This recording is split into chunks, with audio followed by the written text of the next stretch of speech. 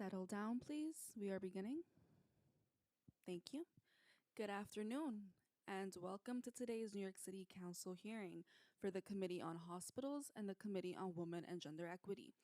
If you would like to testify, you must fill out a speaker card with one of the sergeant at arms in the back of the room. You can submit testimony@council.nyc.gov. At this time, please silence all electronic devices. Please silence all electronic devices.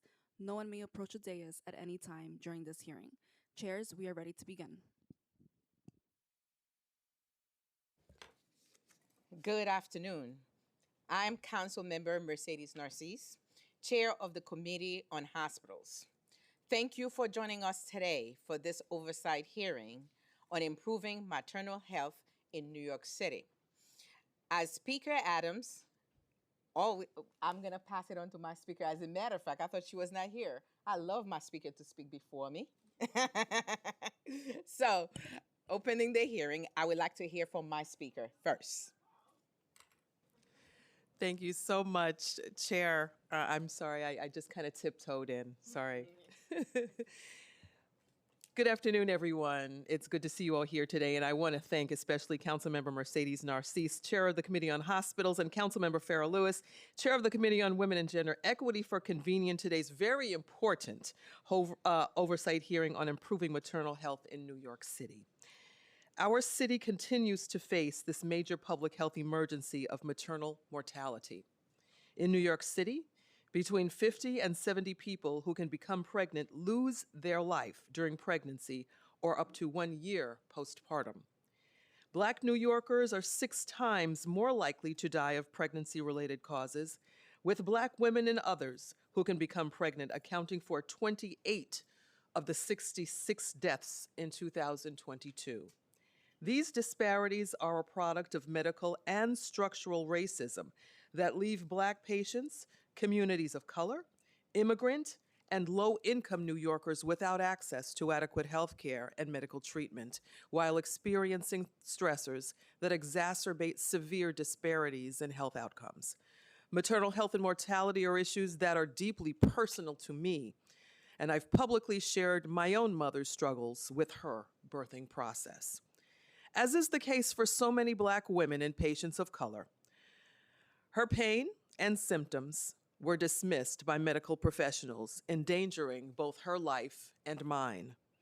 This unacceptable pattern of having severe pain ignored, being sent home despite concerning symptoms, and being dismissed until the condition progresses to an emergency situation are the same circumstances surrounding the death of Berylyn Garcia Barrios at Woodhull Hospital last year. Ms. Barrios was the 3rd person to die during childbirth at the hospital since 2020, and among the dozens of New Yorkers who have died during childbirth in the last 5 years. My heart goes out to her loved ones and to all those of the women who have tragically passed due to complications resulting from their pregnancies. These tragedies, which occur at a time when families should be celebrating joyful addition to their lives, must be answered with action. These injustices are why my office and this council have prioritized the improvement of maternal health during pregnancy, convening a steering committee to collaborate with diverse stakeholders on means to end these preventable deaths. Working with the steering committee has given us the opportunity to learn and build upon the existing work of advocates, midwives, doulas, clinicians, directly impacted families, and community leaders, and better understand meaningful, lasting solutions to this crisis. Ensuring dignified medical care for Black women and all people who can become pregnant requires giving them health care that is culturally appropriate, compassionate, and responsive to each person's unique needs. It requires that we improve the social determinants of health from poverty to stable housing and education. This means elevating the quality and accessibility of mental health support for pregnant and postpartum patients across all 5 boroughs, no matter their insurance coverage. We know the solutions to the maternal mortality crisis. We must continue to harness our shared political will to fix the patchwork of challenges that allows so many to fall through the cracks. Today, I look forward to hearing from the administration about what city agencies are doing to understand this public health emergency and how they are advancing progress and change to this dire crisis. Finally, I want to sincerely thank all of the advocates who have worked tirelessly in honor of their friends and families they have lost, and women like my mom everywhere. We carry their light forward with us in the fight to improve maternal health and end maternal mortality. Thank you all very much, and I turn it back over to Chair Narcisse. Thank you.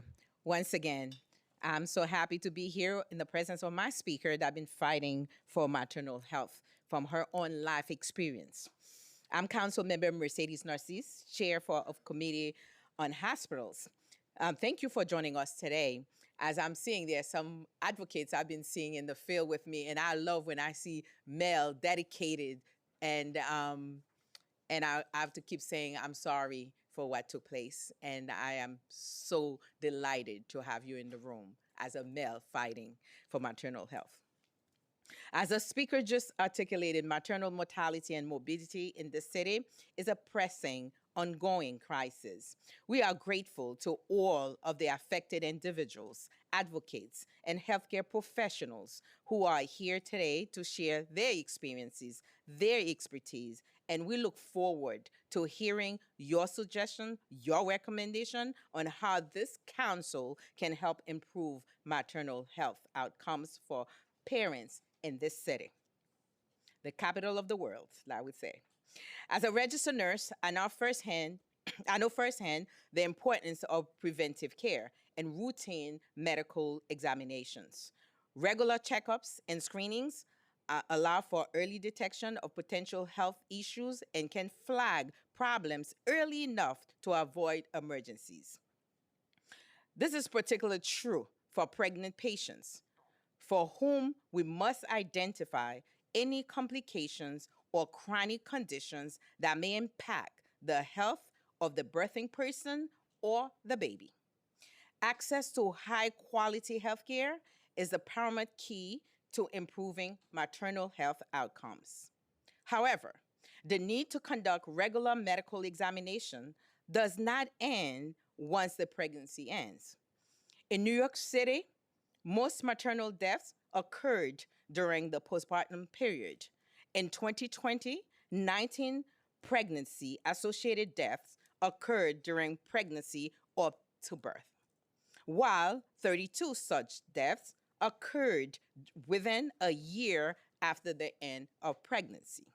Moreover, of the 51 pregnancy associated deaths that were recorded in the city in 2020, 34 were found to be preventable. That means we could have prevented that from happening. Many of these tragic deaths were attributed to challenges with mental health or to infections or complications directly resulted from giving birth. We must use this data to focus our strategies moving forward by ensuring postpartum and pregnant individuals have increased access to mental health screenings and high quality checkups throughout their pregnancy journey. I look forward to hearing from our witnesses and exploring solutions that will help us continue to improve the maternal healthcare system and support those who are on the front lines of patient care, like Dr. Cox. Before we begin, I'd like to thank committee staff, Senior Legislative Counsel Ria Ogazawa, and policy analyst Joshua Newman, as well as Women and Gender Equity Committee staff Julia Goldsmith Pinkham and Kathy Salina for their hard work in preparing for this hearing. I also like to thank my staff, Frank Shea, Stephanie Lane, and Irina Klevner, for their hard work as we strive to serve our constituents and the city as a whole. But I want to say now I have a newcomer in my district, Drashina Jailud. that's over here, that's gonna take care of budget, and she has her degree in administration, and we're talking about health administration. So thank you for being here. And of course, my fellow, my new one that love to work on education and of course maternal health as well, Courtney Lee. I would like to recognize my colleagues, of course, Chair of Health, as I'm in my chair, Lynn. And of course, my colleagues here that you're gonna hear from, Chair Farrell Lewis, and who else here with me? Oh, Jen, the mother of all, Jen Gutierrez. And of course, I love men that recognize and acknowledge and support us all, Kevin Riley, and a dad that love his children. I have to say that. So thank you, and I would turn it over to Chair Lewis for her opening remarks. Thank you, Chair Narcisse. Good afternoon. I am Councilmember Farrah Lewis, Chair of the Committee on Women and Gender Equity, and I'm pleased to join the Committee on Hospitals and Chair Mercedes Narcisse for today's oversight hearing on improving maternal health in New York City. The maternal health crisis is a public health emergency that demands attention. While often seen as a medical issue, maternal health outcomes are deeply connected with inequities in our society. Black and Hispanic birthing people in New York City face starkly worse outcomes. According to the city's own data, Black birthing people are 4 to 5 times more likely to die from pregnancy-related complications than white birthing people. This represents a devastating and preventable loss of life for too many families, where the moment of bringing a new life into the world is shattered and shadowed by fear. This crisis is a direct result of deep systemic failures that come from structural racism and chronic underinvestment in communities of color. A person's health is determined by more than just medical care. Factors like unstable housing, food insecurity, and economic hardship add up to the threat and threaten maternal well-being. We need sustained and comprehensive action.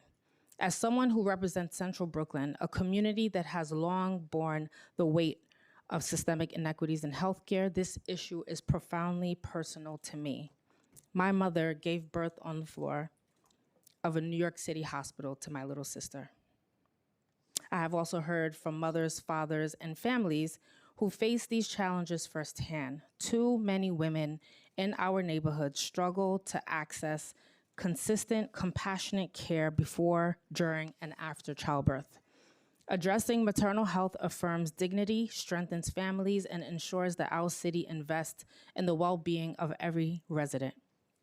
This work is at the heart of what drives me as chair of this committee, confronting disparities, uplifting equity, and ensuring that no woman is left behind because of her race, income, or zip code. We have the tools and the knowledge to make a difference. Programs that this council has fought for, including the citywide doula initiative, are making progress, but our work is not done.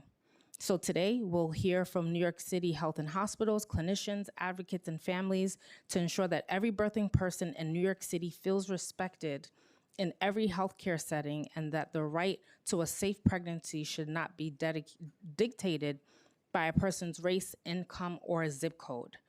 Thank you to the members of the Committee on Hospitals and Women and Gender Equity who have joined us today. I would also like to thank committee staff, Julia Goldschmidt-Pinkham, Katie Selena, and Ali Stouffer, as well as my own staff, Daniel and Schubert, for their work on today's hearing. I will yield back to our chair. Thank you. Now we were joined by Chair Sylvina Brooks Powers. Now I would like to turn over to Chair of Health, my friend Lynn Cholman. Thank you very much, chairs. Good afternoon. First, I want to thank the speaker and the chairs of the Committee on Hospitals and on Women and Gender Equity for convening this important hearing. And I'm going off remarks for a minute. The speaker has been so involved in this issue, and I want to thank her for her leadership on this. This is something that's very important. There was also an op-ed in the Daily News today by Grace Bonilla from United Way and a member of the state Senate around this important issue. So I'm hoping that we can, I have a resolution that I'm going to be talking about, that we can really move forward on this and make some inroads. As the chair of the Committee on Health, maternal health has been a major focus of mine. My colleagues at the council and I have worked tirelessly to improve the health outcomes for pregnant New Yorkers, and we will continue to work until this crisis is behind us. In line with this, I have introduced Resolution 1087, which is being heard today. The New York Patient Occurrence Reporting and Tracking System, or NIPORTS, serves as the statewide entity for reporting and tracking adverse events in healthcare facilities like hospitals, including adverse maternal health events. However, a 2009 audit conducted by the New York State Comptroller's Office found that 84% of the deaths and more serious occurrences that should be reported within 24 hours to NIPORTS were reported late. The same audit also found that errors relating to the administration of medication were underreported in New York City hospitals. My resolution calls on the state's Department of Health to more thoroughly review the data collected by NIPORTS and, where found, require hospitals to fill in any missing data. The last audit was conducted in 2009, and we have no way of being sure that the issues it found have been resolved. We need much more transparency, and we need better data. It is crucial to the issue we are dealing with today, maternal health, and many other healthcare issues we face in the city. I look forward to advancing this resolution to enhance the health care of all pregnant New Yorkers. I want to thank the chairs again for hearing this resolution as part of today's hearing. Thank you. Thank you, Chair. We'll be hearing testimony from representatives from the administration. I now turn to committee counsel to administer the oath for this panel administration officials. Thank you. Good afternoon. Do you affirm to tell the truth, the whole truth, and nothing but the truth before this committee and to respond honestly to council member questions? Yes. Thank you. You may begin. Thank you. Good afternoon, Chairwoman Narcisse, Chairwoman Louise, Speaker Adams, and members of the Committee on Hospitals and Women and Gender Equity. My name is Dr. Wendy Wilcox, Chief Women's Health Officer for New York City Health and Hospitals, and as of February of this year, Chief of the OBGYN Service at New York City Health and Hospitals Woodhull. In addition to these roles, I have been with our health system for over 15 years, working at acute care centers, which include Jacoby, North Central Bronx, and Kings County, in a clinical role. Maternal and women's health has been the foundation of my career. In addition to my clinical work, I serve as co-chair of the New York State Maternal Mortality Review Board and the Brooklyn Borough Maternal Health Task Force, and I'm a member of several statewide and national bodies dedicated to improving maternal outcomes and advancing birth equity. At New York City Health and Hospitals, we are particularly focused on helping to reduce the unacceptable maternal mortality rates among women of color in New York City. New York City Health and Hospitals is a leader in providing quality, culturally responsive healthcare services that address the disparities and race-based healthcare gaps that have historically and disproportionately affected the diverse population of patients we proudly serve. This past year, New York City Health and Hospitals, Bellevue, Elmhurst, Lincoln, and Woodhull were recognized by U.S. News & World Report 2025 Best Hospitals for Maternity Care. Addressing the maternal health crisis requires a multi-pronged approach, from focusing on preventative health care to addressing social determinants of health. There are various pathways to ensure that maternal mortality and morbidity are addressed efficiently. Over the past 2 decades, New York City Health and Hospitals has made significant strides in improving maternal health outcomes, with a focus on reducing maternal mortality and addressing health inequities. In collaboration with the American College of Obstetricians and Gynecologists, all 11 hospitals in our health system have participated in the Safe Motherhood Initiative, which develops safety protocols targeting the leading causes of maternal mortality in New York. This initiative has helped to standardize best practices across our system, ensuring better care and fewer complications during childbirth. In addition, in 2018, New York City Health and Hospitals launched 6 state-of-the-art simulation labs in trauma centers to allow obstetrical staff, including OB and anesthesia physicians, nurses, midwives, and physician assistants, to practice handling critical obstetric emergencies.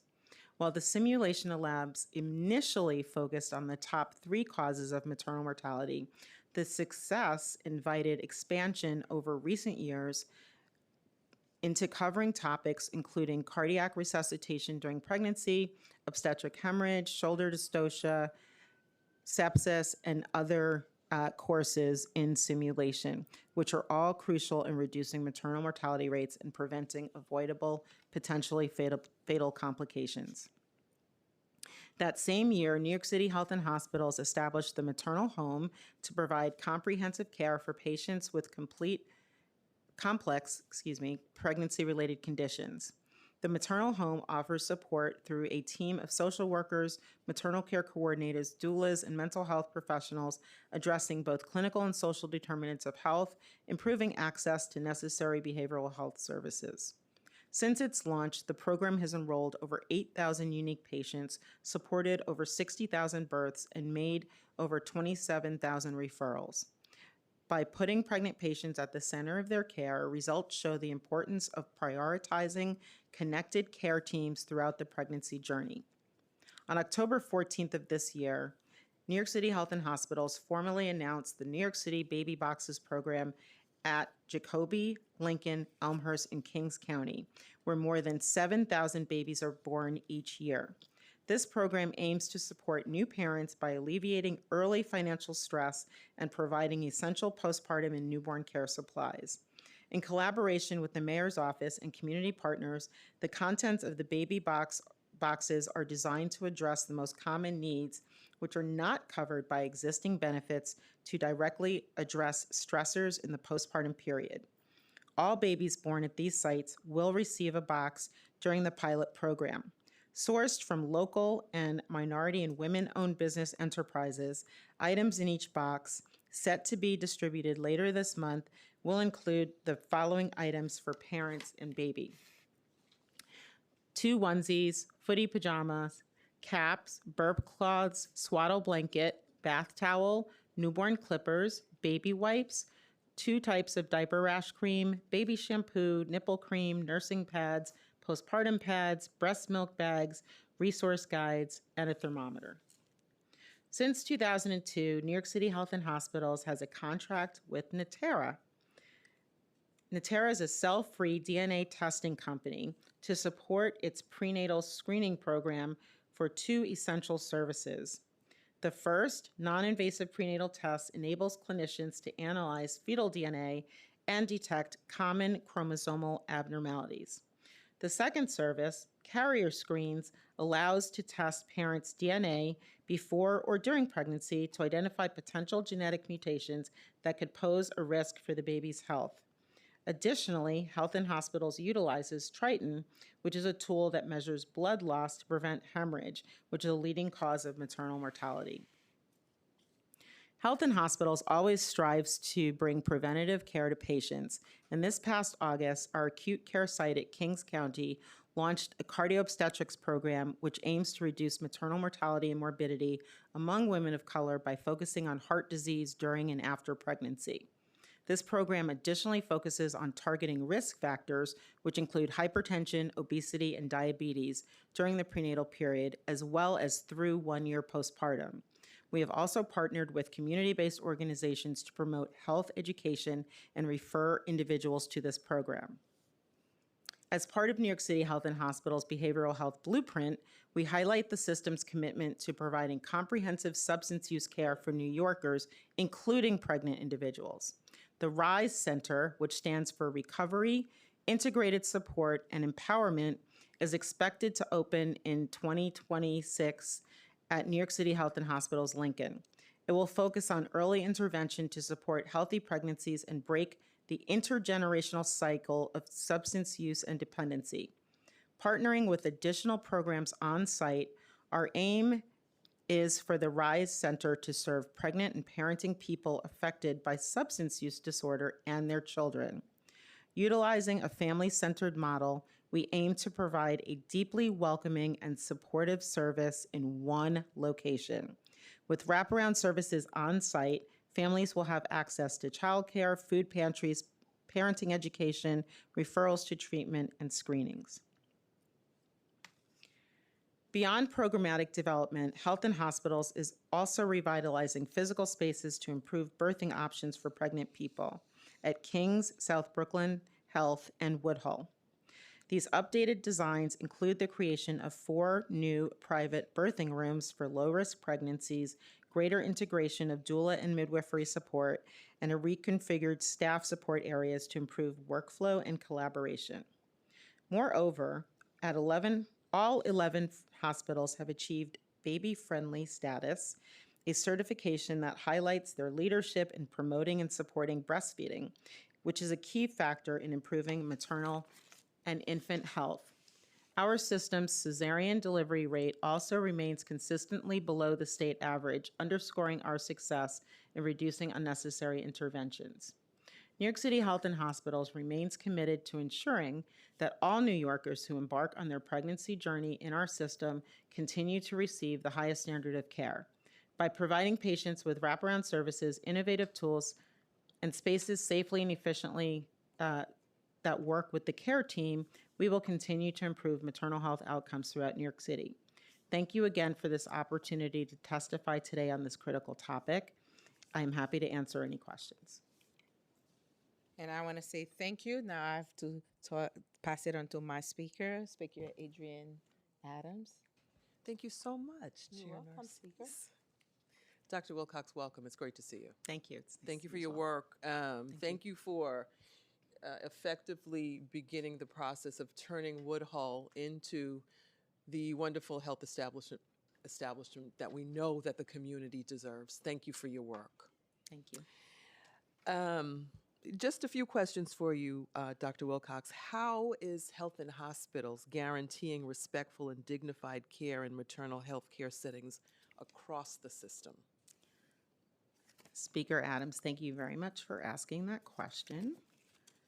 And let's see. Where is it? Oh, it's right here. Sorry. Thank you. All New York City Health and Hospitals employees, including staff who work in maternal child health, must take courses offered by the Office of Diversity and Inclusion. These are Introduction to Unconscious Bias and Diversity and Inclusion, a Business Imperative. Modules on this topic are also integrated into new employee orientation and our annual in-service. In addition, the simulation-based programs that I mentioned earlier, the ones that train doctors and nurses and others on the delivery team to respond to the highest risk emergency situations, those courses have evolved to also include implicit bias training and debriefing into the course of the simulation framework.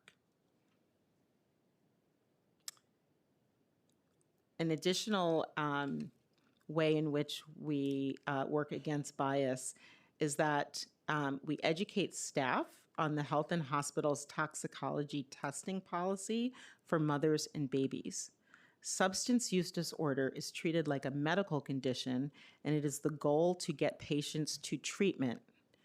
Written informed consent is required in order to test a pregnant person for substances. And in fact, what we found is that while referrals remain up for referring patients to substances, we do not test. Okay. Do emergency rooms at Health and Hospitals locations have a separate section that's dedicated specifically to patients who are pregnant or recently pregnant? All of our labor and birthing units have something called OB triage, And those OB triage areas are for pregnant people and assess people for emergency conditions that may come up while pregnant. And they're in separate sections.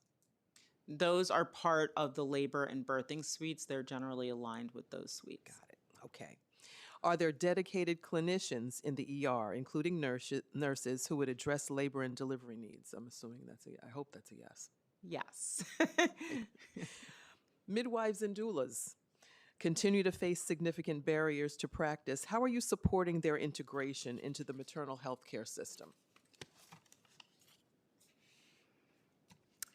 New York City Health and Hospitals is the largest employers of midwives in New York City.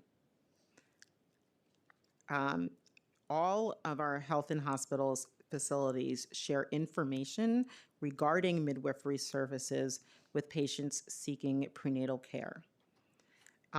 Across all of our facilities, midwives care for prenatal patients, perform births in the labor and birthing suites, perform postpartum rounds on patients who have delivered, and provide women's health care in our ambulatory care practices.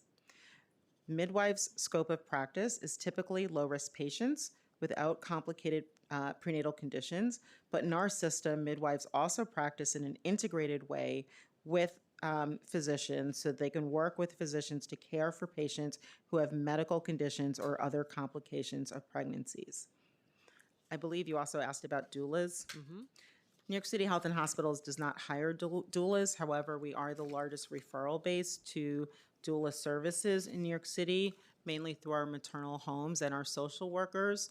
And many of our maternal home team members have taken doula training so that they also, while being as part of the maternal home, they also have doula certification. Do you know what it would take to have the system hire doulas? I would Sorry, have to just come threw back that one to you. in I would there. have to come back to you with that Okay, information. I'm really curious about that, and thank you for letting us know. I did not realize that. How many health and hospitals offer birth and labor care? All 11 maternity of them. hospitals, yes. Okay. And how many of these hospitals have midwives on staff? Do all 11 have midwives on staff as well? All 11 do not. 3 of our facilities do not have midwives. Which on staff. ones do not? I can answer that. Give me 1 second.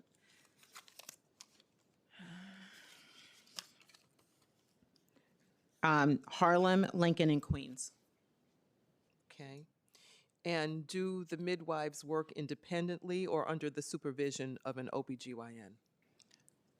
Midwives operate independently. Okay.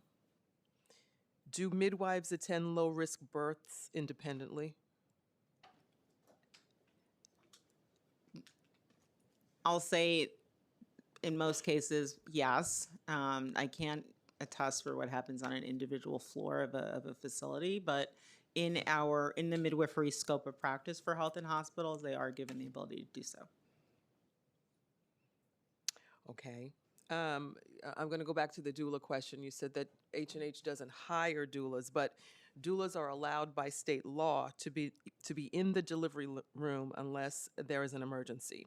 What is are the correct. policies for determining when the birth is an emergency and a doula should be excluded? In our system-wide doula policy, the emergency is when a patient is taken for an emergent cesarean birth, and based on it actually is, not just for doulas, but when someone has there aren't many emergencies, thankfully, but in the ones that have, I would say, general anesthesia, those generally do not have anyone from the outside in, because the main purpose for having a support person is to really be able to speak to the patient, and normally they are awake during a cesarean birth. Okay. And are there partnerships? Do you know if there are partnerships that are being built between specific health and hospitals and community midwifery or doula services? Yes, there are many partnerships, It would depend on the facility in terms of which partnerships they have, but most of our sites do have partnerships with community-based doula services to which they refer patients. Okay. How does a clinician at Health and Hospitals hospital decide whether to screen a patient for depression, anxiety, intimate partner, domestic violence, or another issue? All patients are screened for those. Everyone. Everyone. Okay. Are these screenings integrated into a physical checkup or other visit? I'm not sure I understand the question, but they're in our EMR, and so when a patient presents as part of the intake process, they're asked the screening questions. Okay, that's what I mean. And how are their mental health? How are they conducted, the screenings? Is it a survey? Is it a piece of, how are the screenings conducted? They are validated survey tools that are either given to the patient to answer themselves in their own language and or administered, the same tool is administered by either a nurse or PCA. And how long are the screenings provided? Is there a time period? Every month, every 2 months? So the screenings are, the depression screenings probably happen more often, but they definitely happen at the initial prenatal visit. They are repeated again in the inpatient realm or during the birthing process, and then again for the postpartum visit. Those are the minimum amount of screenings. Most patients have more. Okay. And what resources does Health and Hospital provide when certain issues are present? So this is where I put in a plug for Woodhull. Woodhull actually has integrated mental health services in our women's health practice. We are the envy of many of our facilities. However, it generally works through referral service. If someone has a positive screen, they may see a social worker, and then we have behavioral health services on site, and we would get the patient to those behavioral health services. Okay, and congrats. Let's talk a little bit about cesarean deliveries. What, if any, uniform policies does H&H have to help clinicians determine whether to recommend that an emergency C-section be performed on a patient? So those are based on clinical indications. We follow a standard set by our professional organization, which is the American College of Obstetricians and Gynecologists, as well as other nursing standards such as AWON. A common reason why someone may have an indication for cesarean birth might be a deterioration of the fetal heart rate tracing. Last year, we trained over 90, I would say 8% of our staff in the A1 fetal heart rate training module. And we keep up with those trainings to ensure that certainly patients who need a C-section will get one, and to try to prevent those who don't need one not to get one. Other indications might be a severe hemorrhage or something else going on with the mother. That's actually during labor. What about pre-existing medical conditions? So clinically, there would probably assessments, yeah. Yeah. There aren't many of those, thankfully. I would think if someone had a cardiac issue, we would send them to a specialist to make that assessment. But there are very few, other than the indication of prior cesarean, where we have an informed consent discussion with the patient of whether or not they would like to try for a trial of labor after cesarean, and as long as there are no other contraindications to that, there are some contraindications, but as long as there aren't any, a patient, if they desire, would be allowed to have a trial of labor after cesarean. Are STIs considered pre-existing medical conditions? Not necessarily, unless someone has an active herpetic lesion, and generally we test for that as per guidance from our professional organization, and would offer someone treatment in the last trimester so as to avoid that. Okay. Interesting. Okay. How does H&H evaluate the rates of cesarean and vaginal births at each facility? We track our outcomes, and that data is sent to our regional perinatal center, which is Bellevue. Okay. And how regularly does H&H evaluate that data? That data is sent monthly to our regional perinatal center. Who's responsible for reviewing and evaluating the data?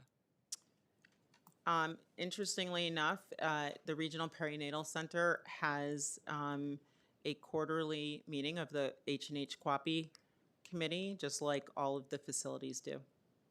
Okay.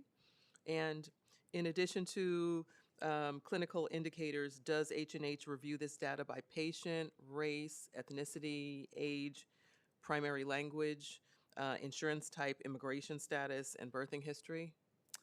Through our Office of Population Health, we are starting to get down to that level of data. It right now is not at the point where we're regularly able to pull it up from a dashboard, but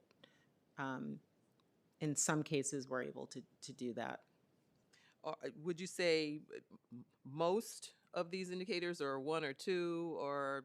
So we have in the most recent years been entering data for the U.S. News and World Report, and we are able to get down to racial and ethnic data.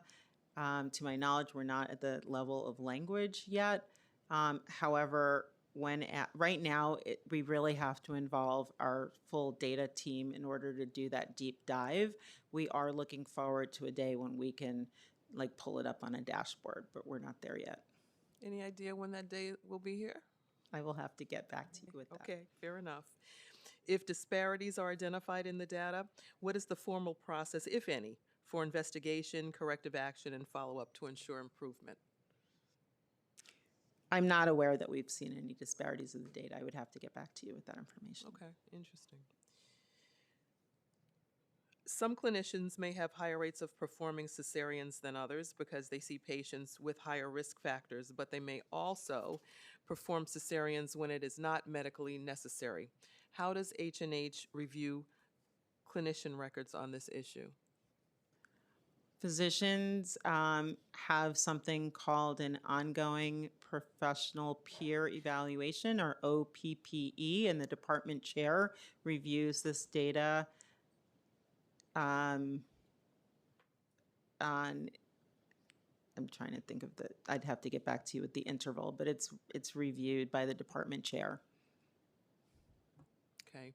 If a clinician has statistically different rates of cesareans than their colleagues, what is the evaluation process to ensure there is evidence of the need for those procedures? That would be at the level of the department chair and then the medical director for the facility. Okay.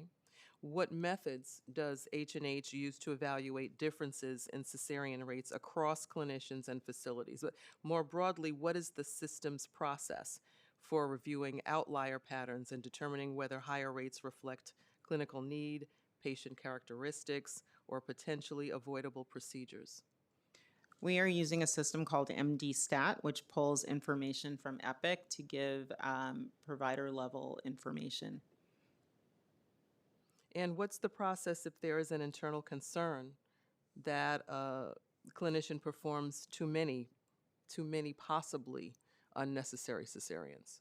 Again, that would be at the level of the department chair reviewing the results of the providers in the department. And if there is a concern, it would be taken up to the chief medical officer of the facility. Okay. If a patient arrives at an H&H location and doesn't have their medical records available on Epic MyChart, what do clinicians do to access medical records for that particular patient? I have actually seen clinicians do some pretty amazing calisthenics to get patients' records. They will call around, they will ask the patient where they received care. They've even, in cases, made international calls to try to get that data. Very often, patients will have a copy with them, even if it's a paper copy. I've even personally seen my chart records from other countries. It's kind of Wow. interesting. Yeah, patients are pretty good at, pregnant people are good about their records. Resourceful. Are there any privacy laws that would complicate the process at all? We would leave it up to the patient to provide that information, and if we're requesting a chart from another facility, there is a process to follow whereby the patient would sign a release of records, and then we could obtain them. When examining past data on maternal deaths that have occurred at H&H facilities, such as those of Ms. Fields or Ms. Garcia Barrios, what common challenges stand out to you, and what corrective action can you take? I'm very sorry, Speaker Adams, I'm not able to speak on individual patient outcomes at health and hospitals. Do you know of any corrective actions that could possibly be taken, just given the knowledge of anybody reading the news or media? Not even necessarily investigative. Do you know of any corrective actions that can be taken that could reduce the likelihood of adverse maternal outcomes occurring in the future? I will just say that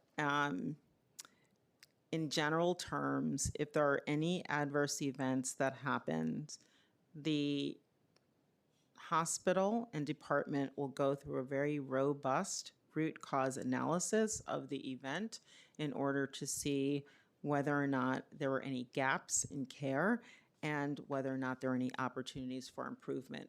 From that information, corrective actions will be made, and the corrective actions will be made, in the hospital if that's necessary. If there are any system-wide gaps identified, those would also be spread across the system. Okay, thank you.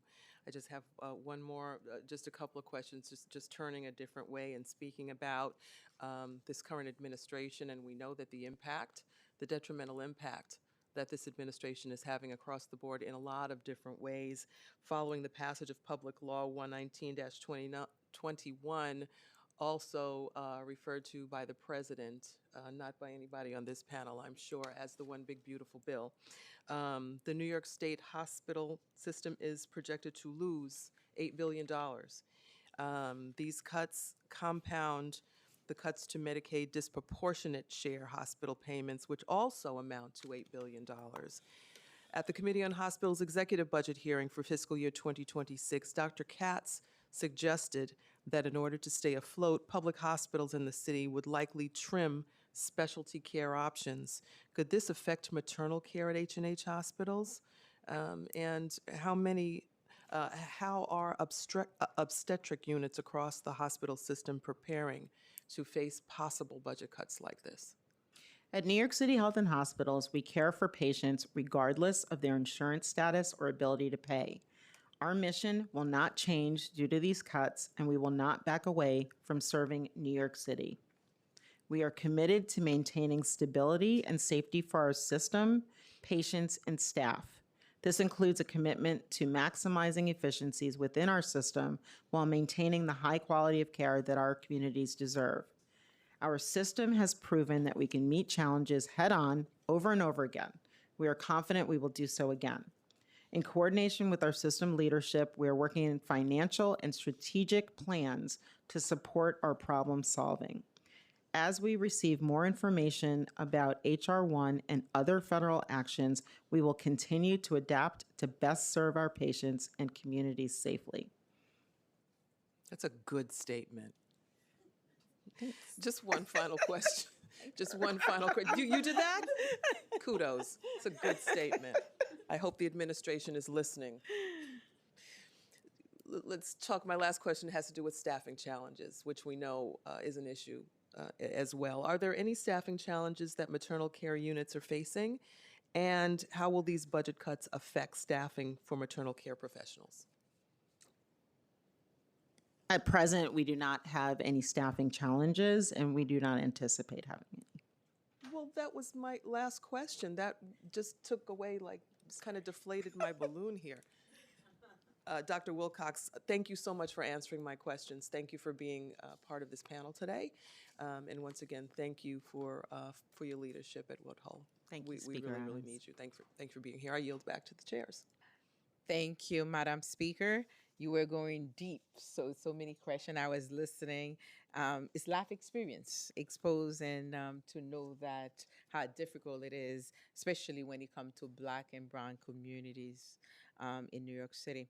Now, is H&H guaranteeing respectful and dignified care in maternal healthcare settings across the city? We are providing all of our staff with those, back to the front, sorry. Thank you. This one? Okay, thank you. So as I stated a little bit earlier, all of our staff, all of our employees who work in maternal child health must take the courses offered by the Office of Diversity and Inclusion. And these are Introduction to Unconscious Bias and Diversity and Inclusion, a Business Imperative. There are also new modules. There are also additional modules that one can do. And every new employee has to take this because it's in their orientation and our annual in-service. So we must do them annually.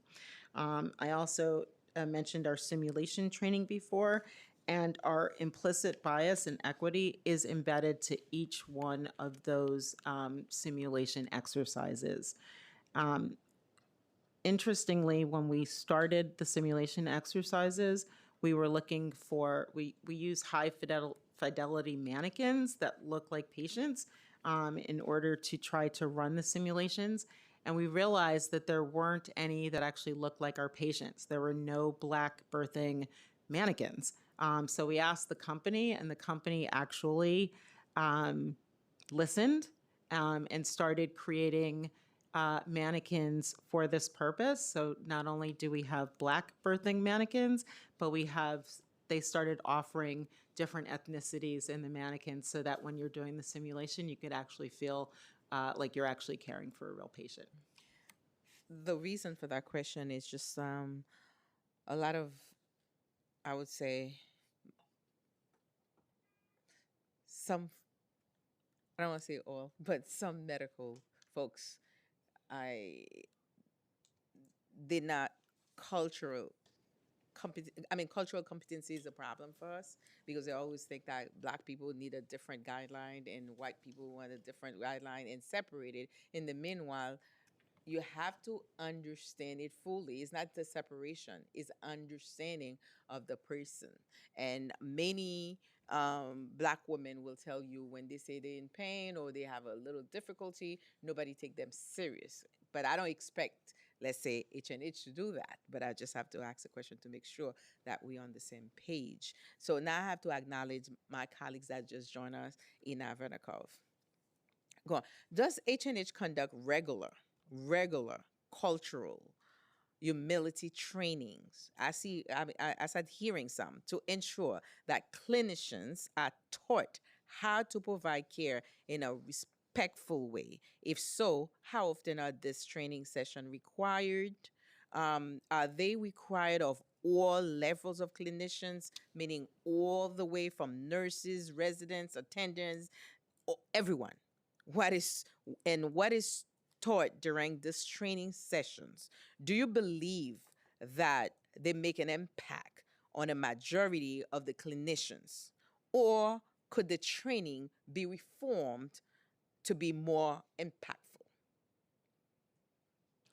Thank you, Chairwoman Narcisse. That is a very, thank you. That's a very loaded question. So I'll answer the first question first, which is that all employees must take these courses. It's not certain segments or types of employees.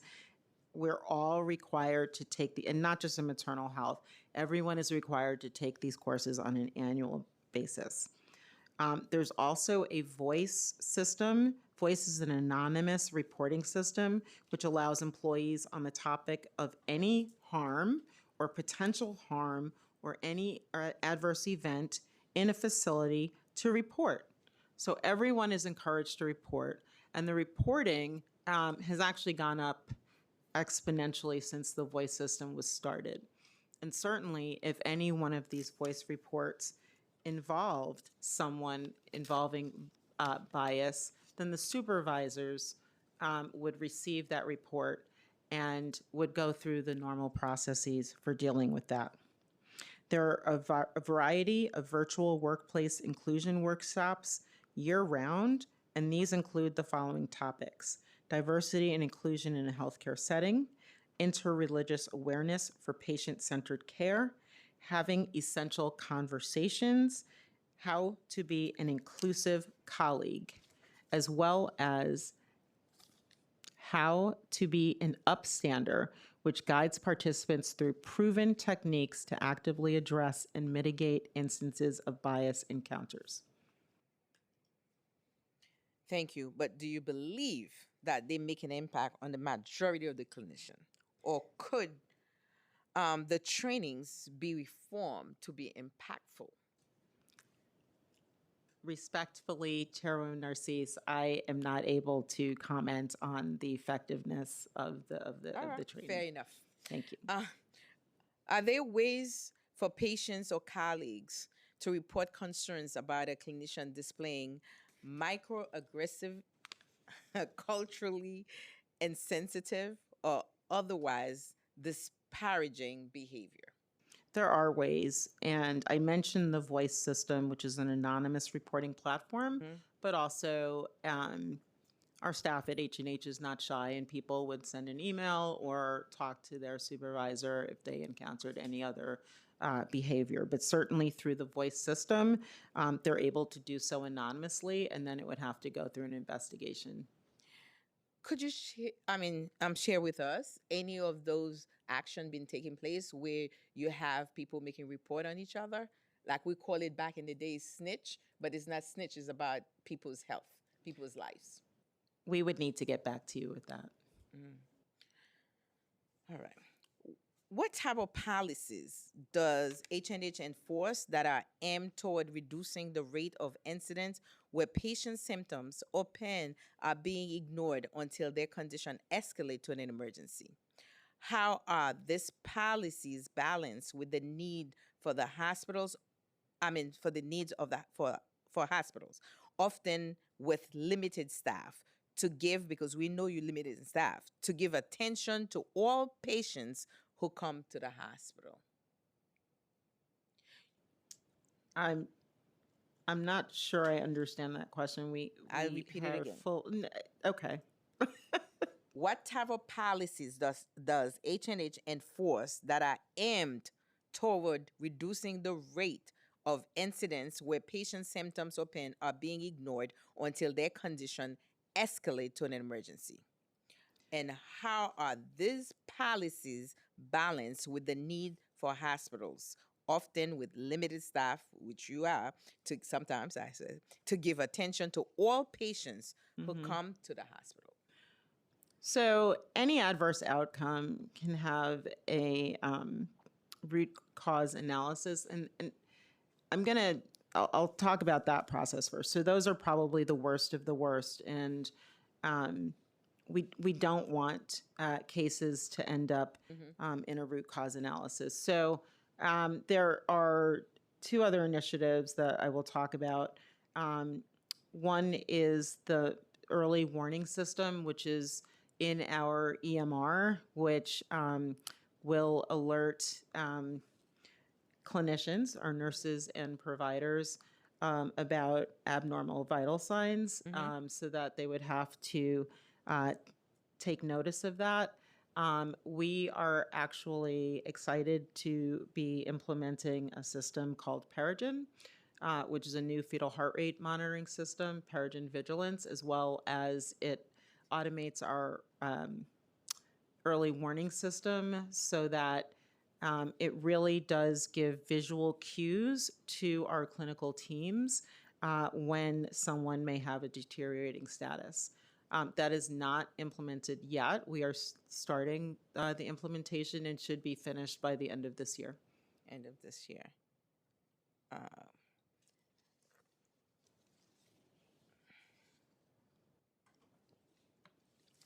We want to give our entire clinical staff all the tools that they will need to care for patients Because we in know a it's safe gonna, manner. yeah, we know it's gonna be very difficult with all the cuts are coming up. And Dr. Wilcox, I appreciate you, but the questions got to be asked because we want to know where we at in terms of our healthcare delivery, especially maternal health being a problem in our city. Um, Language access. State law mandates that H&H develop a language assistance program to ensure meaningful access to the hospital services and reasonable accommodation for all patients who require language assistance. How does H&H interpret meaningful access? And how does it implement the language assistance program? How are you ensuring that all birthing people have meaningful language access? Language access services are available at all of our facilities 24 hours a day, 7 days a week to any patient who needs it. There are over 300 languages available, and providers, clinicians across the board have access to on demand phone and video interpretation. Are there interpreters at language lines specifically trained to provide interpretation services in specific medical fields, such as obstetrics or gynecology? Yes, they are trained medical translators. In what cases can a clinician use a family member or train or friend for translation purposes? Does H&H advise clinicians to do this or to use language line or comparable service? Health and Hospitals encourages providers, all clinicians, to use certified translators, which is available through the language lines. We are encouraged not to use family members. However, a patient may refuse the interpretive services and say that they only want to use their family member, in which case we will try to encourage them to use the language line. But if that's what the patient wants, then you know. You try to accommodate Yes. that. One of the thing, knowing that I speak about 3 languages or more, I'm trying my fault. Is difficult in some culture. Um, when you speak or you on the line, because I have witnessed as being a nurse in the emergency room when things are collapsing around you, right? Patients have difficulty to get on the line to get the communication going smoothly. I don't know from your experience if you had experienced that, but I know that you can tell them one thing and they take it oppositely, total opposite direction with you when they're on the line because they're waiting for gesture. Because a lot of languages, like mine, the one that I speak, they're waiting for the gesture to get it. Especially in the hospital and in our ambulatory care centers, appropriate the video monitors are able to be used and are encouraged so that the patient can actually see the interpreter when they're speaking, and the interpreter can see both the patient and the provider. So it's almost like FaceTime. Okay. Oh, that is nice. That I rather see that than being on the phone because I have seen that where people do not get it when you're on the line because they're not hearing you. Right. And I'm concerned about the hearing deficit as well while the person is hearing so they can take it to the next. So last time Dr. Katz was here, I was telling him about my culture, especially the Haitian folks, older one. They like to hear things, they have to see you in front of them. Um, I have my colleagues before she left some questions. Chair Sylvina Brooks Power. I'm going to ask her question before I forget. Could you provide data on which neighborhoods or boroughs of New York City experience the highest rates of maternal mortality and how those trends have shifted over the past 5 years? We would need to get back to you with that answer. Okay. Okay. How is the city addressing maternal health challenges through a multi-pronged approach that considers environmental, economic, and social determinants of health, in addition to clinical care?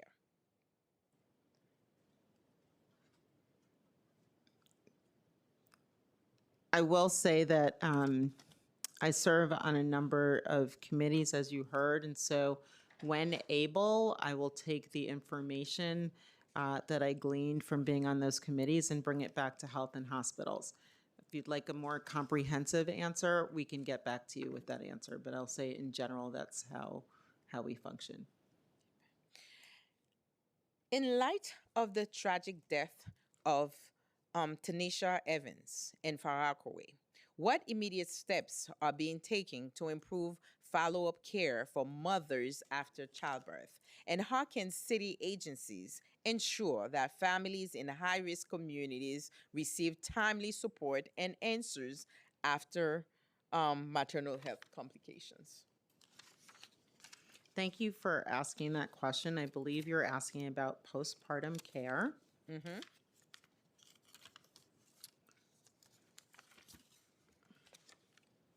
One second.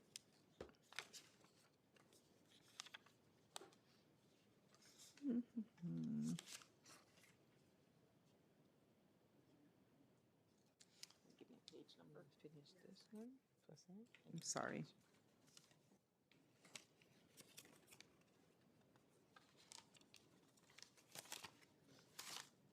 What page?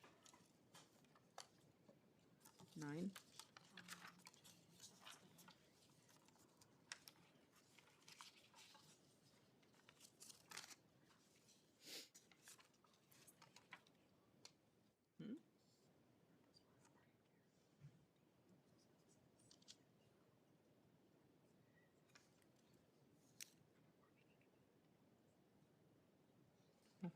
So we make sure that, I think I have it, hold on a second.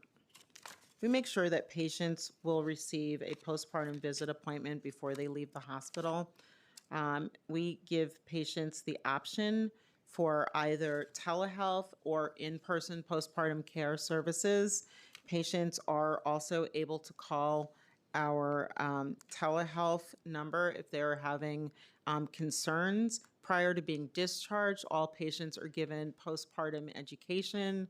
They are it is tailored to the individual patient's needs, so all patients will receive general information about how to care for themselves and what signs and symptoms to look out for in the postpartum period. However, if someone has additional clinical concerns, it will also include that. As I said before, patients who leave the hospital will leave with a postpartum appointment, and many of our sites have implemented televisits, which patients actually prefer because then they don't have to leave with their baby, especially in the wintertime or if the weather is inclement. So patients have actually shown that they like the telehealth visit follow-up, and our clinicians will conduct, a postpartum visit via that way. If it's necessary for the patient to come in, then we will absolutely also bring them into the practice. Okay. I think I had some follow up myself that are on that one. As part of your maternal health care model, how many follow up visits do mothers routinely receive after giving birth? And is there flexibility to address that number based on medical or mental health needs? Absolutely. Mm. The postpartum, as you're aware, visit and coverage expansion covers now up to a year postpartum after the birth of the baby. So based on clinical needs, patients will be followed up. Someone, for example, who may have hypertension during pregnancy may require more visits than someone who does not have that complication, but we will tailor it to the patient and provide the number of visits that each patient will need. So, for the standard, no complication, no mental health, how many visits? Usually it's one postpartum visit within the month postpartum. Okay. I'd like to know whether electronic health records are fully connected. Um, I know they should be, but I just want to know. Across all H&H hospitals and Gotham clinics, are there still gaps in that system, and what being done to close them? There are not gaps. There's Our no Epic gap. system is, So they're all connected. they're all connected. And if So a it- patient opts, they can even, we can even, if a patient opts in, we can even see records from other places where the patient has gone that are not H&H, only if the patient opts in. All right. So I know there's different medical record being used, right? So and about the doctor that if they goes to the private doctors, right, and they're in a hospital, you are mostly connected to all physician now working because do you have to use the same medical record system? So any patient who comes to us who is not coming from a health and hospitals facility and is coming from a practice that does not use the Epic system, we would not be able to see their records unless they had my chart, or unless they brought us their records. And many patients do.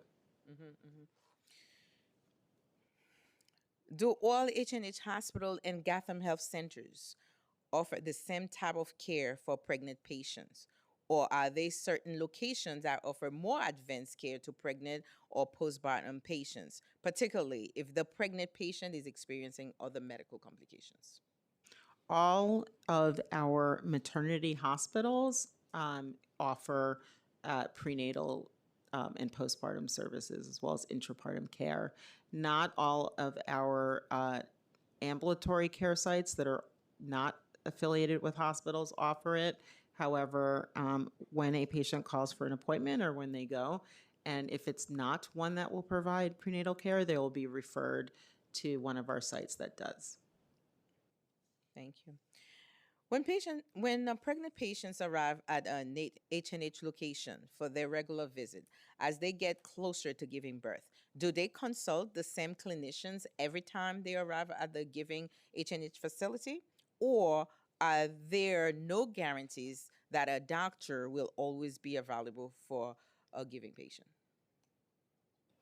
Like basically, do you see the same doctors, or you see somebody I will else? say that most of our sites operate on a group practice model, as do most um, groups, at least in New York and probably around the country. Most obstetrical care has moved to a group practice model where you may not see the same provider over and over again, but they will have access to your records and know your history. Okay. Thank you. Can a patient request to see the same clinician if they actually repeatedly ask for that? Is that possible? I believe it's possible. However, I'm not able to attest to that at each site. Okay. What is the H&H or individual hospital policy for internal reviews after a death occurs? Is it different for maternal death? All of our adverse events will go through the same process, which is a root cause analysis, which really is a process that is standardized, that digs deep into all of the factors that were involved in evaluating when this event occurred, and any gaps that are identified are analyzed, and if it's facility specific, that will be taken care of at the facility. And if it is something that is a system-wide problem, then that will be at the level of the system, and we will strive to address it there. Dr. Wilcox? Yes, ma'am. I appreciate you all the question. I will come back and I will pass it to my colleagues, Chair of Women Equity. And I have to say, McIntyre, thank you for being here again. So I'll pass it on to my colleagues, Farah Lewis. Thank you, Madam Co-Chair Bruce. Very happy to see you. Thank you for always standing up for Amber and your son and for all those impacted by maternal mortality in New York City. I'm very happy to see you, Dr. Wilcox. I'm going to be super quick. I have like 5 questions. So the first question is around data transparency and accountability. I wanted to know how frequently does H&H internally review maternal health outcomes disaggregated by race, ethnicity, borough, and hospital site? And how are those findings shared with the public?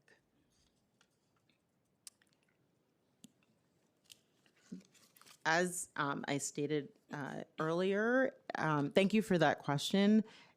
Every facility will submit data to our regional perinatal center on a monthly basis.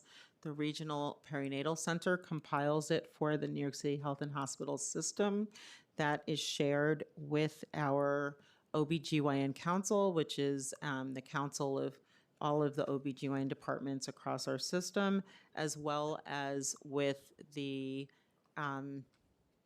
Health and Hospitals QAPI, which is the Quality Assurance and PI Committee, on a quarterly basis. Thank you.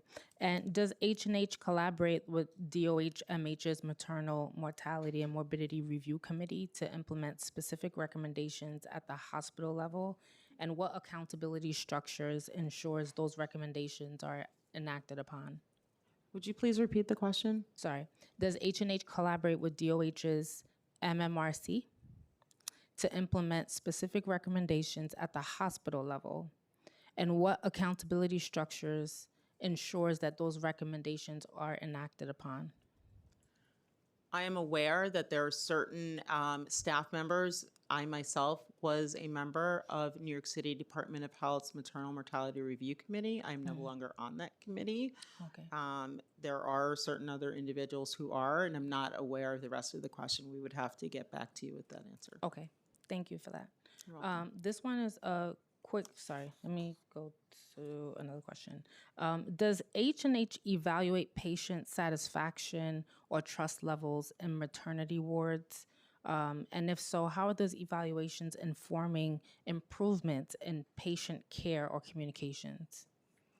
There are two ways by which that would occur. One is Press Ganey, which is a national system for evaluating patient satisfaction that is not specific to labor and delivery or maternity. Those are on a hospital level. However, those results are shared with the unit level leadership and then shared back to the units and the people who work there.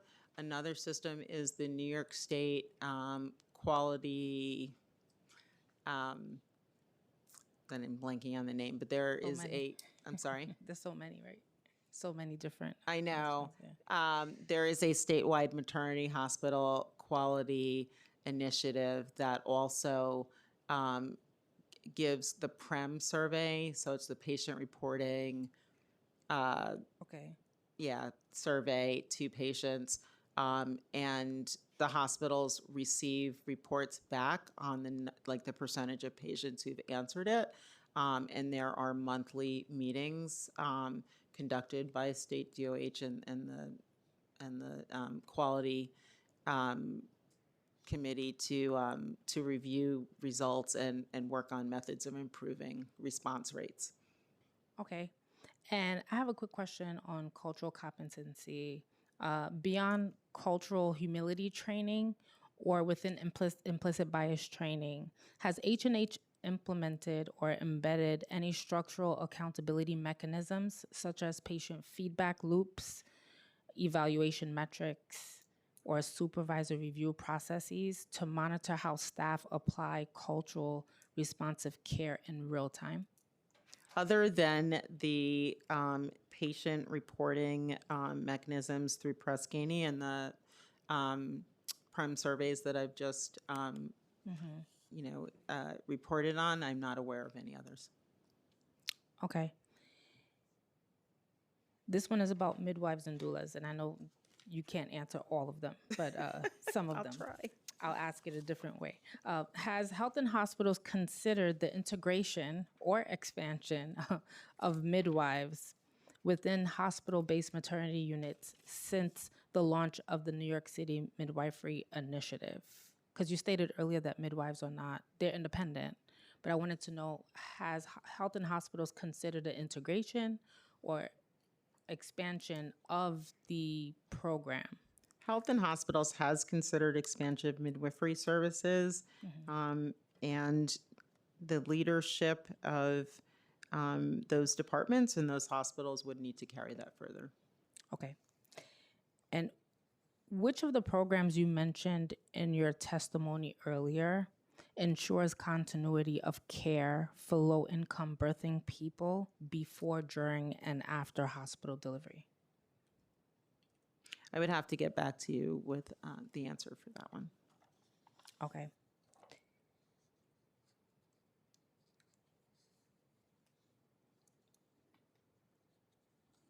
Last two questions. What strategies is Health and Hospitals implementing to retain and recruit experienced labor and delivery nurses, midwives, and OBGYNs, especially in high-need hospitals? Thank you for that question. I would definitely need to get back to you with that response. Yeah, that would be helpful. And are there mentorship or pipeline programs that specifically recruit residents or medical students from unrepresented backgrounds to specialize in maternal health within H&H hospitals? We have the Mosaic program, which is not specific to maternal child health, but really seeks to improve the diversity of our workforce and reaches out to historically underrepresented minorities to do rotations in our New York City health and hospitals. And we could probably get you data on that But afterwards so far, as the well. Mosaic program is like one avenue. That's the one I'm thinking of now, but we could get you a more comprehensive answer. Okay, lastly, you were talking about the NYC Baby Boxes program, and I wanted to know who identified the placements of the H&H sites for the NYC Baby Box programs. That is the loaded question. Thank you. A team between Health and Hospitals and City Hall really worked not only on just the entire project from soup to nuts. And when we were looking at the hospitals that had the largest birthing populations, those are the four where we were able to, I would say, get the biggest bang for our buck. So to offer the baby box to every birthing person and reach about half of our birthing population. Those four hospitals do half of the births in New York City Health and Hospitals. Thank you for that. I do have one last question. I promise this is the last one. I saw Bruce earlier, and I was like, I have to ask this one. You mentioned earlier, and if you can elaborate on how social workers or care coordinators in every H&H maternity unit help pregnant patients connect to city resources before and after discharge, as well as supporting partners before and after discharge. So our social workers do that. Also, I was talking about the maternal home, which is in all of our 11 maternity hospitals, and they really aim to really provide wraparound services and screen patients in a standardized way and identify patients who might be at higher risk for undesired pregnancy outcomes, whether it's for needs for social determinants of health, behavioral health, or who have complex clinical needs where they'll need that. So patients are referred to a maternal home team member. They undergo a standardized screening. The maternal home team member will assign a risk tier to the patient that determines the number of times they need to be seen. Sometimes it's, every time they come in. Sometimes it's one time. And they really aim to get the patient to the resources that they need. Community-based resources, hospital resources, city resources, you name it. The maternal home is the largest referral base to doula services. They're the largest referral base for other needs that patients may need. And they really aim to be a one-stop shop to help patients in this regard. They're also available in the postpartum period. Certainly if they've met the patient prenatally, that helps. But even if someone didn't see them prenatally and it's determined that they have these needs postpartum, they can see them as well as our in-hospital social workers. Thank you, Doctor. I'm going to hand it back to my co-chair. Thank you, Chair.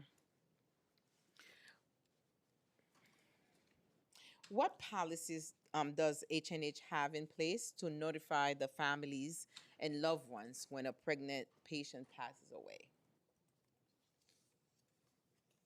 Thank you for that question. I will need to come back to you with an answer for that one. Is there uniform guidance that H&H clinicians provide to new parents about what type of symptoms postpartum patients can expect to experience after giving birth? If so, does such guidance outline specific symptoms that require immediate medical attention? Can a postpartum patient call H&H where they deliver their baby to ask about postpartum symptoms? Do you provide? They can. All patients receive discharge instructions on what to look out for normal postpartum signs and symptoms of things that may happen, such as preeclampsia. They also tailor the discharge instructions based on whether or not a patient may have additional risk factors. So all patients will receive like the general training, and then patients who either anemic or have high blood pressure or diabetes or whatever other clinical condition will receive additional training. Patients may call H&H's telehealth services. They also are given instructions of when they should absolutely call 911 and come in, and or however else to reach the practice. So now that lead me with the pre-eclampsia. Do they get sphygmomanometer when they're going home? Most patients do. We have them available to give to patients. They give it to them before they discharge. Okay.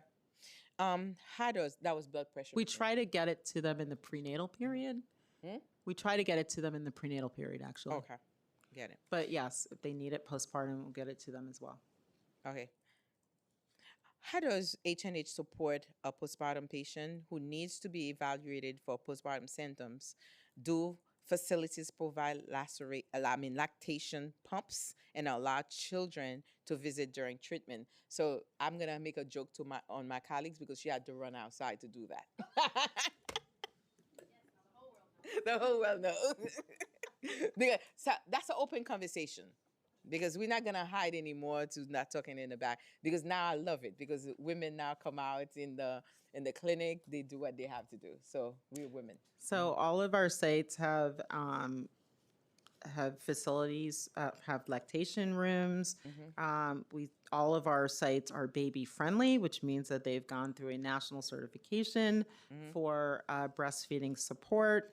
Any patient, all patients in New York are covered by Medicaid. They are able to get a pump. They're able to get a lactation pump. If there is difficulty, our maternal home or our social workers will try extra hard to be able to get that for them. We try very hard to enable people to breastfeed. So now and when you said about the insurance Medicaid, I go like, because we're about to lose about 165,000 people. That is a problem for us in New York City. So I'm not going to get to those So we will have to find another way to get breast pumps to people. We have to find a way. Yes, we are very resourceful folks, and I do trust and believe our medical groups that provide services. We're gonna fight until we die for each other. So right now, it's very easy, though. It's literally just signing a script, and a patient can go get one, and they can even have one sent to them. Very difficult. I'm gonna pass it to my colleagues that I just made a joke on. That's your turn. Thank you, chairs, and thank you, Dr. Wilcox. So I apologize if someone did ask these questions because I was out for a few. So good to see you. Thank you. I always love being in the presence of Woodhull folks. Shout out to Ms. Grant and Ms. Pat who are here. Ms. Grant was one of my midwives when I delivered my first baby. So obviously this is something that's very dear to my heart. Dr. Wilcox, I'm going to ask a couple of questions, so if we can keep the answers short. Can you just repeat for me the H&H hospitals where there is a midwifery unit or midwifery personnel? I think you said it was one of the first questions that the speaker asked. All of them have midwifery services, except for Harlem, Lincoln, and Queens. Harlem, Lincoln, and Queens. And Kings County has midwifery personnel? They do? Okay. I was told otherwise. For Harlem, I know that they had midwives there up until at least May of last year because I was a patient there. So what can you tell us what happened there or what has happened there? I'm not able to comment on that. You're not able to comment on that. Okay. Is there a pathway for reinstating a midwifery unit at Harlem? We would have to get back to you with the answer on that one. Okay. And then of the other two facilities,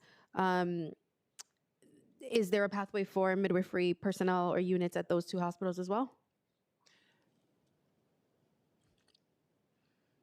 I know there's a desire to implement a new service. A new service does take They some did not have planning. midwifery before those two, the remaining two? Queens and I'm sorry, I forgot the other one.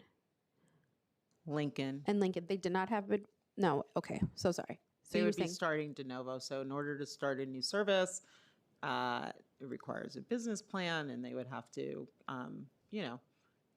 probably hire a director and then okay. start hiring, and then you know what I'm saying. Like it's Sure. a process. So But is it a process that is supported by H&H in some Could be capacity, or it's the individual hospital that essentially has to? the hospital would have to initiate it. It would be supported. Okay. Okay. Now, just jumping on some questions about data. I don't know if you have it. Can you share just kind of general rates of C-sections performed at H&H hospitals that have midwives versus those that do not? I'm not able to give you specific data on that. I can tell you that the overall C-section rate for health and hospitals is lower than the New York State average. But and that rate that you're referring to, this is from data from what year?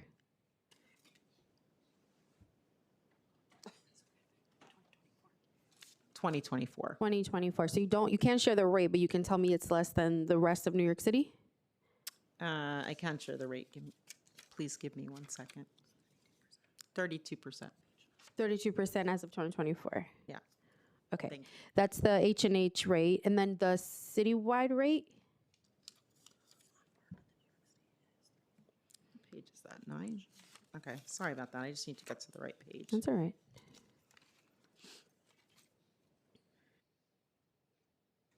C-section deliveries for the health and hospital system was 32%, which is on par with the national level. The C-section rate for New York State is 33.9%. Okay. And do you know, and you can get back to me, I apologize, have these rates increased or decreased since the pandemic, or increased or decreased since the city's citywide doula initiative? I would need to get back to you with that. Okay. Specifically, I'm interested in the impact of the citywide doula initiative. If you can share, the program started in 2022, 2023. So if there's any I'm comparative aware data. of an article that we could send you that showed that that initiative did not have any effect on C-section rates. That was It did put out, not. but it did not. From that article, which we can share with you, I'm not sure of any updated information. Okay. And then I know I have 30 seconds, but can you share if midwives specifically, if there's a process for them to report concerns about staff in their interpersonal relationships or instances with patients? All employees, and that is all employees in New York City Health and Hospitals, are able to anonymously report any interaction that they feel is adverse or not correct through the anonymous voice reporting system. It is actually can go through on a unit level, and there's a way that it tracks to the correct supervisor, but it is anonymous and it will be investigated.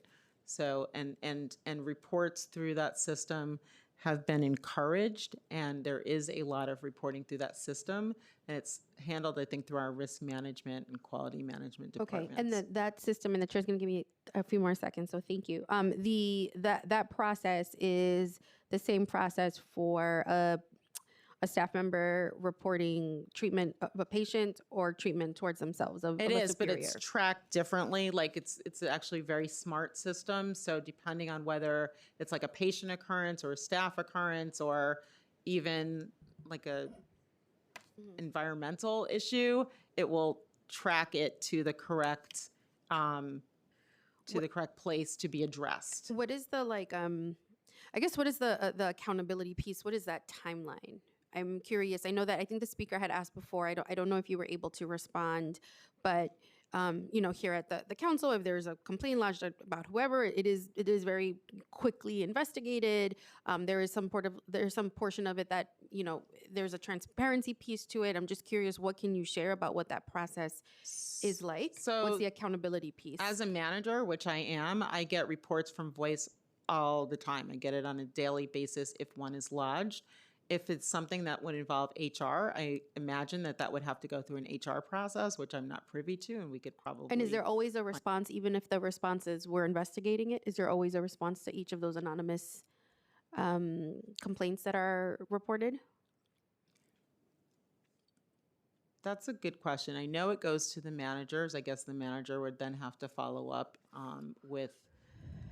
It's anonymous, right? And so, if the report mentions names, I imagine that then the manager would have to then go through a somewhat of an HR process and investigate that. If it did not involve a patient, if it involves a patient, the medical record number is there, and then we can look and see who was attending to the patient, and the manager would investigate if it was what's lodged going from on. a staff member, you're not sure if there is a response, We a can recognition, find out a and receipt. get back to you. I'm not sure of Okay, the ones that don't. I'm mostly clinical, so the You got it. clinical ones definitely come to me. I'm not aware of the okay. ones that are All right, not. thank you. I have more questions, Bob.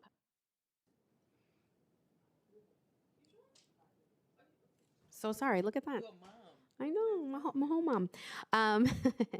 What trainings are? I think you had mentioned this while I was out. I was streaming it. My apologies. I guess what are the specific steps that you all take for ensuring just a positive work culture for the staff? I mean, I've been a patient at Woodhall, and I have just gold stars reviews from my experience, and of course I want that to be the experience for every person and every family. I know that some things have changed at this specific facility.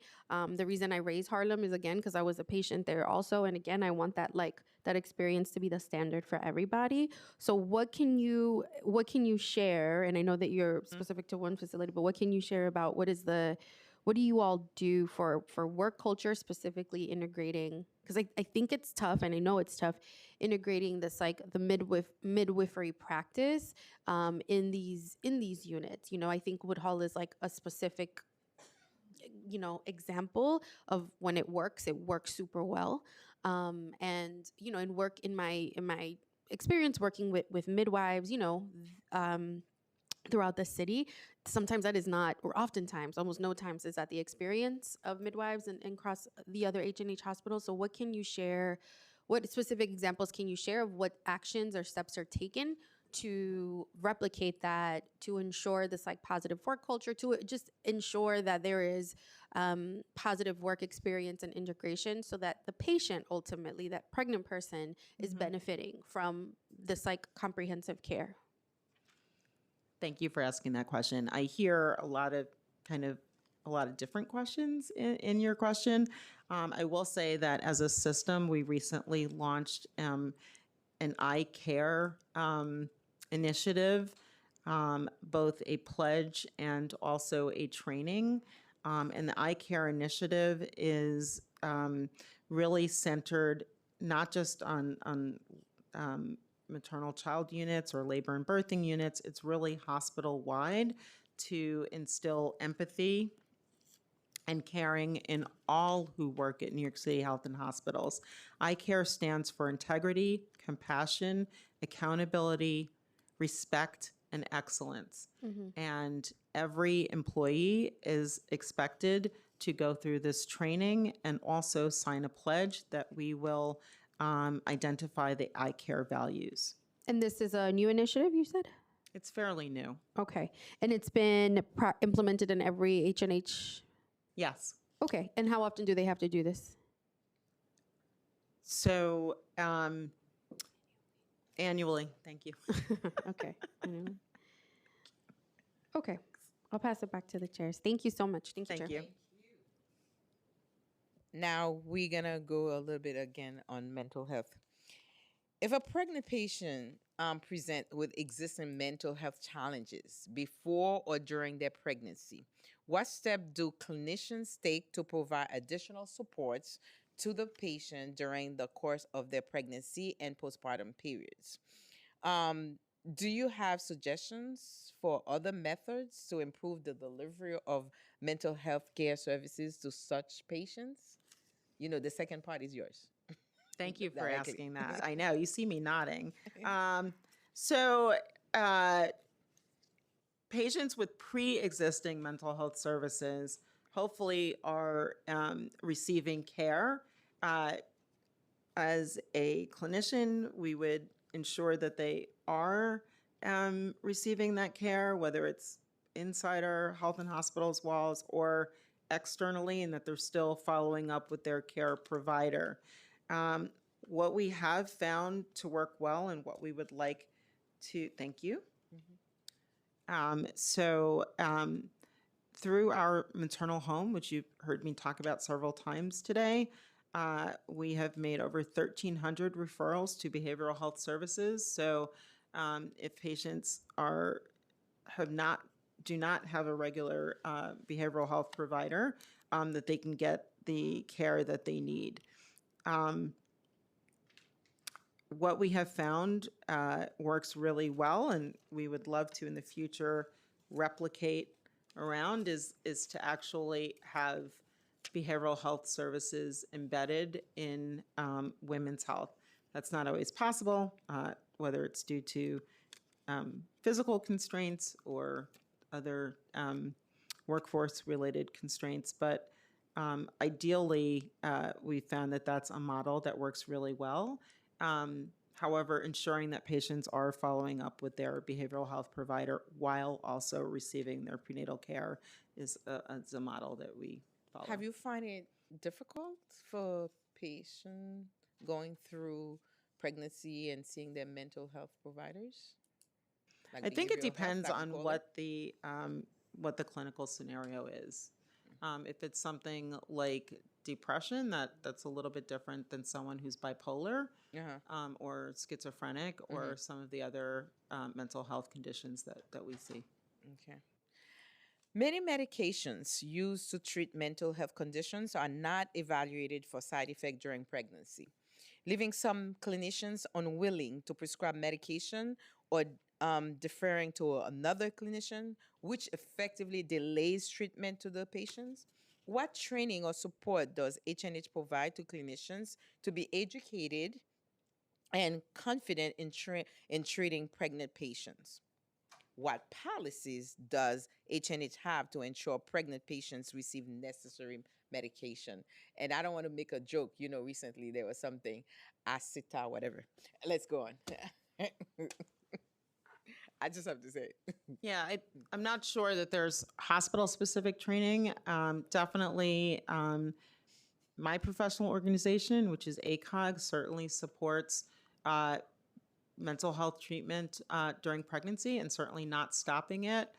I think we can all acknowledge that there are silos in medical care, and not all disciplines are aware of medication use in pregnancy. Certainly, if we look in the micromedics or other pregnancy lactation, there's a pregnancy lactation encyclopedia. It's fairly accessible online, and most medications do receive a pregnancy rating about whether or not it can be taken during pregnancy.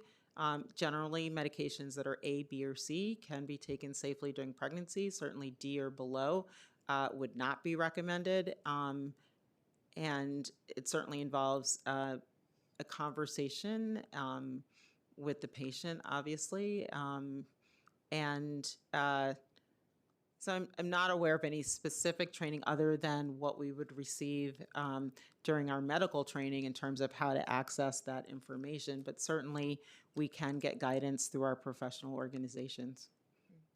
Um, what the approach that I use is just like if a patient have to deal with the GI problem, acid thing, so I will get the GI input before even the doctor prescribe it. I will check for it. So I don't know if we still do that. And if it's something with a heart, then you check with the cardiologist and combine it together. Right. So what you're suggesting is that our behavioral health colleagues contact us and consult us, right, if a patient is pregnant. Make sure. And they do. All right. Pregnant patients who struggle with substance use may be afraid to tell their clinicians. What policy does H&H have to offer to support patients to disclose important information without fear of immediate intervention by the Administration of Child Services? So we screen patients for substance use disorders, and by screening, I mean we offer a standardized questionnaire to ask about substance use. It is a standardized questionnaire that is validated. It's a validated tool, and if a patient reveals that they have a substance use disorder, we will direct them to care, medical care. And about the concern for Administration of Child Services. So we've How we really address that. steered away, and we have policies for both maternal testing and newborn testing that will not allow us to order testing on a patient without specific informed consent, and that informed consent would include a discussion about potential involvement of Child Protective Services. So we really try to steer away from testing and just offer a consultation to a patient and referral to substance use services so that they can get the treatment that they need. Okay, thank you. New York State law, the Maternity Information Act, requires every hospital and birth center to distribute to all prospective maternity patients at the time of pre-admission and to members of the general public upon request a statistical profile of that hospital's birth-related practices. Do H&H hospitals comply with this law? If no, why not? Page 4, thank you.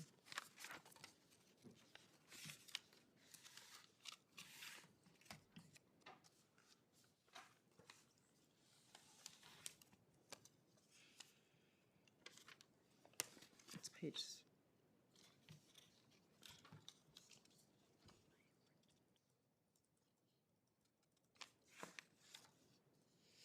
Here, this one. H&H provides a data profile of birth practices at the facility level.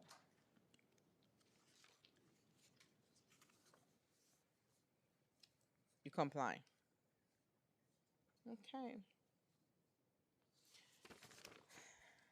Now, it's been a little long process. My colleague, do you have any more questions? No? Dr. Oh, I'm so Wilcox? sorry. Do I have any questions? No, no, no. Oh. Actually, I was asking her if she had any question. You have any question? You're done. So I want to say thank you so much for your time, Dr. Wilcox.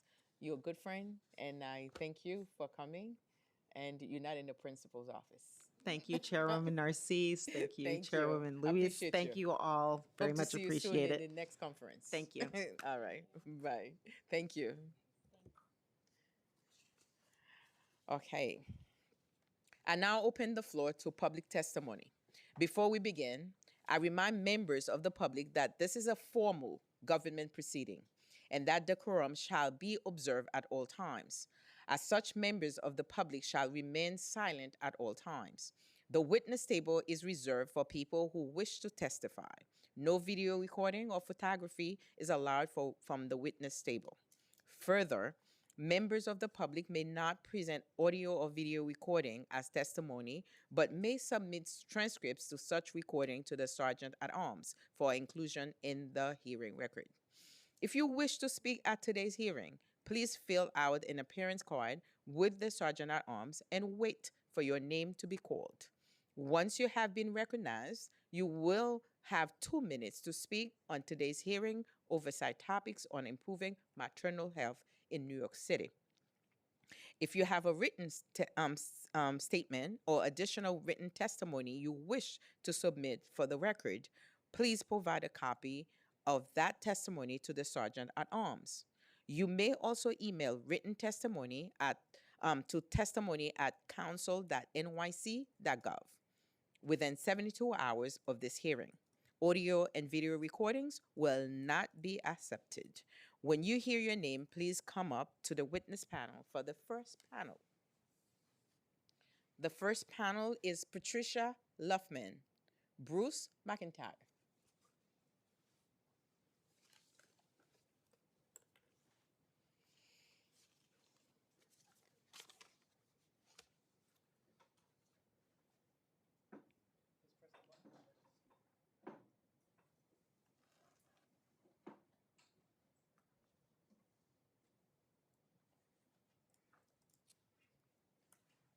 Thank you. You may begin. Before I begin, I would respectfully request that I be allowed to exceed my time limit. I know that you had a lot of questions to ask of the previous individual. With your permission. Can I say no to someone that invested so much time in this process? So I will allow you to finish your statement. Thank you. Greeting Chairpersons Nycc and Luis, Council Members Gutierrez, Bernikoff, and I think that's it. My name is Patricia Loffman. I'm a certified nurse midwife, the former director of midwifery service at Harlem Hospital in New York City, a founding member of the New York City Maternal Mortality Review Committee in 2018, and a member of the newly created New York City Council Maternal Health Steering Committee. Of note, I share with you I have missed only 2 New York City Maternal Mortality Review Committee meetings in 7 years. Consequently, I have extensive experience with the issue on which I testify today. I speak in support of Resolution 1082-2025, introduced by Deputy Speaker Ayala, resolution calling on the New York City State Department of Health to confidentially share data regarding adverse maternal health events from the New York Patient Occurrence Reporting and Tracking System with the New York City Maternal Mortality Review Committee. Every year in New York City, between 50 and 60 women and birthing people die from a pregnancy-associated death. Black, non-Hispanic women are about 5 times more likely to experience a pregnancy-associated death than white women. As many of you know, the New York City Department of Health and Mental Hygiene first convened the Maternal Mortality Review Committee in January 2018 and was then signed into local and state legislation through the New York City Council and New York State legislation. The New York City Department of Health and Mental Hygiene provides operational support to the committee, conducts data analysis, and produces collaborative reports with the New York City Maternal Mortality Review Committee. The New York City Maternal Mortality Review Committee is independent, diverse, multidisciplinary team, including 40 specialists with expertise in midwifery, family medicine, nursing, psychology and psychiatry, anesthesiology, maternal fetal medicine, obstetrics and gynecology, doula services, patient advocacy, social work, health systems, addiction treatment, and violence prevention. In total, 70% of members self-identify as Black or Hispanic women, the 2 groups most affected by these deaths, and 65% of members identify as clinical and 35% identify as non-clinical. We meet monthly to review each maternal death in New York City to understand the contributing factors leading to the death as well as opportunities for prevention. Since 2018, the New York City Maternal Mortality Review Committee has reviewed almost 400 deaths. We actually have reviewed 391. According to the New York City and New York State legislation, 2 MMRCs were established. The New York City MMRC reviews deaths that occur in New York City. The New York City MMRC then shares data with the New York State MMRC. According to the New York State legislation, the New York State MMRC should provide information and assistance to the New York City MMRC for the performance of its functions. And the New York City MMRC may request and shall receive upon request from any department, division, board, bureau, commission, local health departments, or any other agency of the state or political subdivision thereof of any public authority, as well as hospitals established pursuant to Article 28 of this chapter, birthing facilities, medical examiners, coroners and coroner physicians, and any other facility providing services associated with maternal mortality. Such information including, but not limited to, death records, medical records, autopsy reports, toxicology reports, hospital discharge records, birth records, and any other information that will help the department under this section to properly carry out its functions, powers, and duties. Since 2018, the New York City MMRC has requested access from the New York State MMRC and other New York State DOH representatives to a critical data source, the New York Patient Occurrence Reporting and Tracking System, NIPORTS.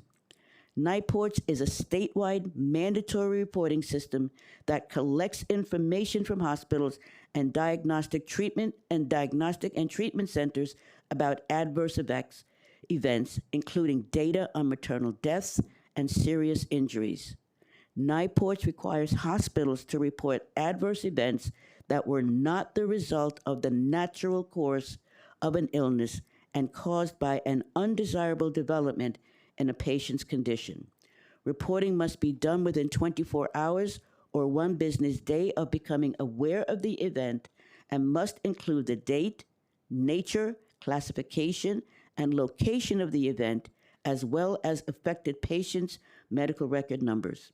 Severe incidents such as wrong side, wrong patient, wrong procedure surgery, unexpected deaths, and certain equipment malfunctions have specific, stricter requirements, including an in-depth root cause analysis and corrective action plan, according to a New York State Department of Health document. An expert New York State Department of Health committee assembles to conduct the root cause analysis and develop an action plan for the hospital or facility in response to a severe incident or unexpected death, including maternal death. For example, NIPORTS codes 911 and 912 are specific categories for reporting wrong site, wrong patient, and wrong procedure medical events within New York's mandatory healthcare reporting system. These codes are used by NIPORTS to log errors that occur in hospitals and other treatment centers. These are then grouped into categories of root causes, such as the level of clinician providing care. Was this an intern? The patient to staff ratio. Was there adequate staffing? The time of day or night? Communication failures, non-compliance with existing procedures, inadequate orientation or training. Some of the categories might overlap within cases. We noted that most Code 911 and Code 912 events had at least 3 root causes, suggesting a specific and direct causal relationship, as well as multiple contributing factors such as environmental conditions, increasing the chance of an adverse event. Complex cases had as many as 10 root causes. In sum, this data source is critical to the New York City MMRC understanding of what occurred in the hospital and what was recommended as a corrective course of action after a maternal death occurred. The New York State MMRC already has access to this data and has presented it in past public forums. The New York City MMRC also requires access to this data. Access to NIPORTS data would support the New York City MMRC's full understanding of hospital deaths and provide critical information on issues that may have affected the decedent's course of care that are not routinely documented in the medical records, again, such as staffing. I am requesting on behalf of the New York City MMRC that the City Council assists us in gaining access to this crucial data source to enable us to fully understand and make determinations and recommendations for the maternal deaths to enable us to give full justice and honor to the women and birthing people who have died and their families and communities who have lost a loved one. And we just listed all of the different causes that would be included under NIPORTS. Any questions? Well, I can say thank you. This is very detailing for me, and I was listening every step of the way. So, how long you been doing this work? 43 years. 43 years. And you have seen it all. I've seen so it all. What, beside that, the access that you need, what else you think that we can do as a community under the climate that we are right now, about to lose so much, and the cuts is ridiculous? You know, I've always said I worked at Harlem Hospital, and we took care of the first women who suffered with HIV/AIDS. And in 1984, we didn't have a lot of money in Harlem Hospital, but we had really good outcomes. So often it is not money. Money is important, but it's not always money. We had a culture at Harlem Hospital that promoted excellence. We had a midwifery service that was well integrated into the department. What generally happens throughout the Health and Hospital Corporation midwifery services, it really depends on the culture that is established at the leadership level. And so not all midwifery services practice the same. Not all midwifery services, the midwives in the services are enabled to practice to the full extent of their education, of their training. They're not always supported. So I think in terms of what we are going to experience now, it's going to challenge us as to how solid can we be as clinicians, as colleagues, and as departments. Thank you. Any questions from my colleagues? Thank you, Chair. And thank you so much, Mother Pat, for all of the 43 years, the volunteer service, and this really, really thoughtful testimony, really detailing the amount of work that goes into this review committee and the goals, what the end goal is, what the product is supposed to be. I was not aware that you all even meet monthly since 2018, and I think that is incredible. We meet monthly, and we review approximately 5 to 6 cases every month. And I can share with you that it is taxing on everyone. I'll give you an example.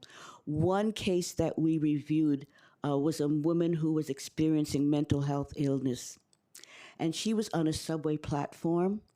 And as the train came in, she locked eyes with the motorman, the conductor of the train. And she mouthed to him, "I'm sorry," as she jumped onto the train tracks.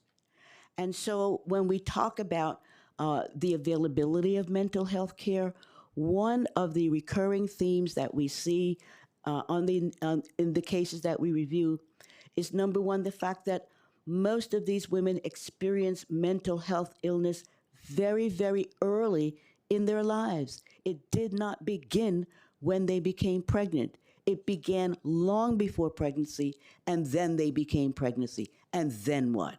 We do not have sufficient mental health services, either psychiatrists, mental health nurse practitioners who have prescriptive privileges, who can prescribe medication, because often these women are in crisis, need to be stabilized before you can even begin to treat. Can I thank you so much again, and thank you for volunteering your time and being so detailed in your testimony. My one question is, I know your ask is for the council's assistance to help you gain access to this data. Can you share what has the response been in the past? Like, what is the reasoning that it's not already shared? with the review committee? What is the challenge? We do not have an answer to that. We have requested, it just has not been provided. And this is from the state. Yes. Okay. Okay. Thank you. Thank you, Chairs. We hear you, and we're gonna find out. I know she's gonna determine. That's crazy because you need it. Yeah, that's the word. Unacceptable because you need the data for a good purpose. So it's not something you want to do just to do. It's to save lives. Okay. Anything? That's it. All right. Thank you. So now we're gonna hear from Mas. Hmm? Yeah, yeah. He's gonna testify. Yes, Mr. McIntyre. Hello, peace to the city council members. It's good to see you all. Peace and love. So I just wanted to share a testimony amongst when it comes to patients and mental health as well. So when it came to me in my situation with my partner who passed back in 2020 of April, Amber Rose Isaac, who was grossly neglected by the hospitals. She was grossly neglected by two hospitals under the same branch, by Montefiore Moses and under Montefiore Einstein, where she received the same treatment at both facilities, which was truly gross neglect. And after her passing, there weren't any services that were made available to me. In her passing, there were more services that were made available to her mother, the grandmother, than there was for me as a father. And while seeking help, the hospital was trying to offer me therapy, but without even being properly evaluated by the therapist, she was so quick to try to throw drugs at me like Xanax and other stronger antidepressants, which is a vicious cycle that we have seen throughout time within the Black and brown communities, especially the underserved communities. And back in those times, I was thinking to myself, how am I supposed to take care of my newborn child who just lost his mother if I'm doped up on drugs and I'm left incompetent to take care of my child, and then it becomes a whole other issue with my child being taken away from the state. And families experience that, unfortunately. So I was wondering what the city and what the city in New York State is going to do with situations like those when it comes to fathers who suffer from maternal mortality or morbidity. What services are going to be made available to parents like them who which present in a more holistic approach. It was the midwives and the doulas who actually offered me grief counseling without taking a cent out of my pocket, because they truly cared. And instead of the system that was working against me, it was the midwives and it was the doulas who were presenting services to me to assure that I was able to take care of myself and sustain myself as well as my child. They introduced me to lactation consultants. After my partner passed, who held a strict vegan diet, I wanted to make sure and assure that my son was receiving the same nutrients and vitamins that he was receiving from his mother, which the doulas, which the lactation consultants partnered me with other donors who matched the same diet that my partner was receiving, and I was able to get free breast milk for almost 2 years. So I was wondering, what the hospitals are doing to implement services like that, and also how the hospitals are preparing birthing partners for a maternal loss. Of course, with my situation, we weren't made aware of what was going on with Amber. We weren't told that she had HELP syndrome until the day that she passed away, which should never happen. And we weren't told what she had until the day that she passed away. And instead of, and the hospital allowed me to be in the hospital with my partner because they knew I was the father. So after her passing, they told me that due to her passing, she was no longer alive to attest that I was the father, which made me go through this extensive a process just to be able to gain the own rights to my son. And it took almost 2 years for me to gain the rights to my son. And it took me almost 4 years to receive the birth certificate with my name on it. And you have to get all of that process before you can open a legal case against the hospitals. So I was wondering how the hospitals are preparing people for situations like that to make that a smoother process for parents like mine. Because due to not having those available to me, My son wasn't able to receive child tax care credits. I wasn't able to receive, at the time, stimulus checks for my child as well. And I was forced to struggle because of how the system viewed me as a black father.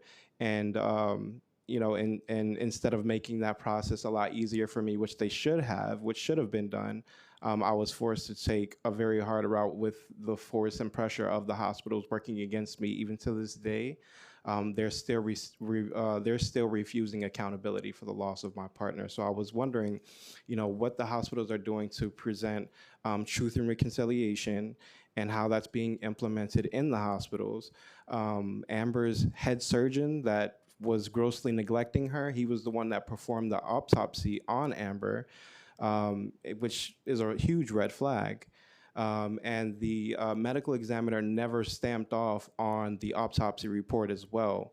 I was told by the funeral director to reach out to the police, file a report, which I tried to do, but they told me it was malpractice, which means it was being guarded by malpractice insurance, and that it was a malpractice case, so I couldn't file a report with the police. So there's a bunch of red flags that were going on in my situation that made me suffer. And I suffered a great immense of emotional loss, which the city has not recognized because we don't have systems, we don't have policy in place such as the Grieving Families Act, that would allow truth and reconciliation and also accountability against the hospitals.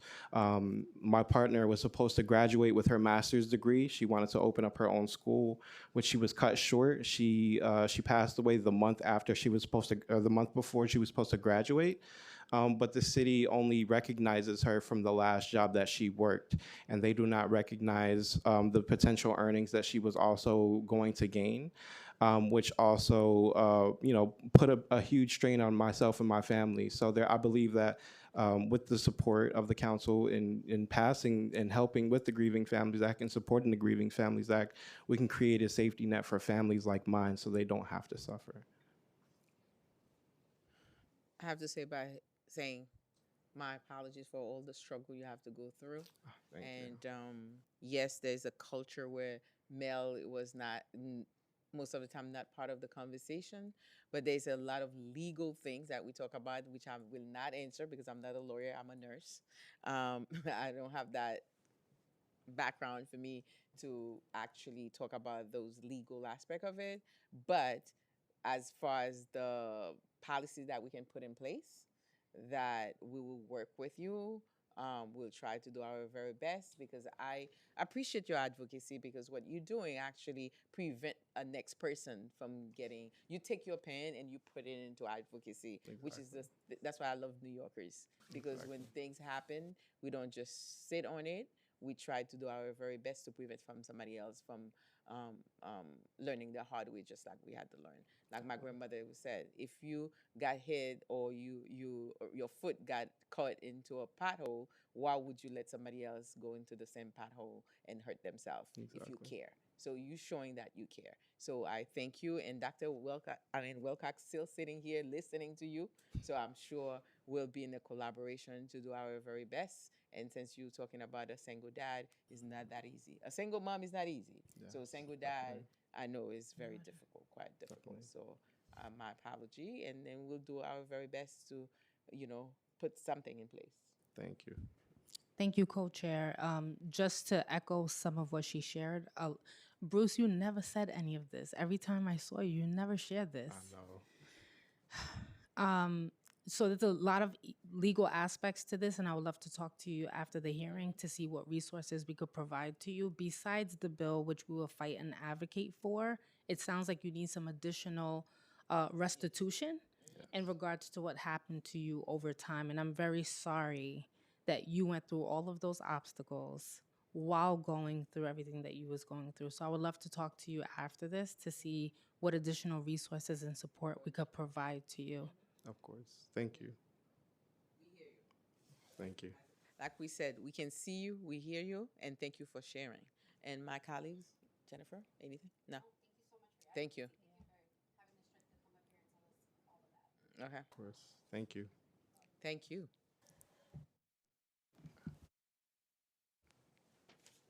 The next panel is Lacey Tauber, Judith Cutchin, Elizabeth Grillier. There's a lot. What's-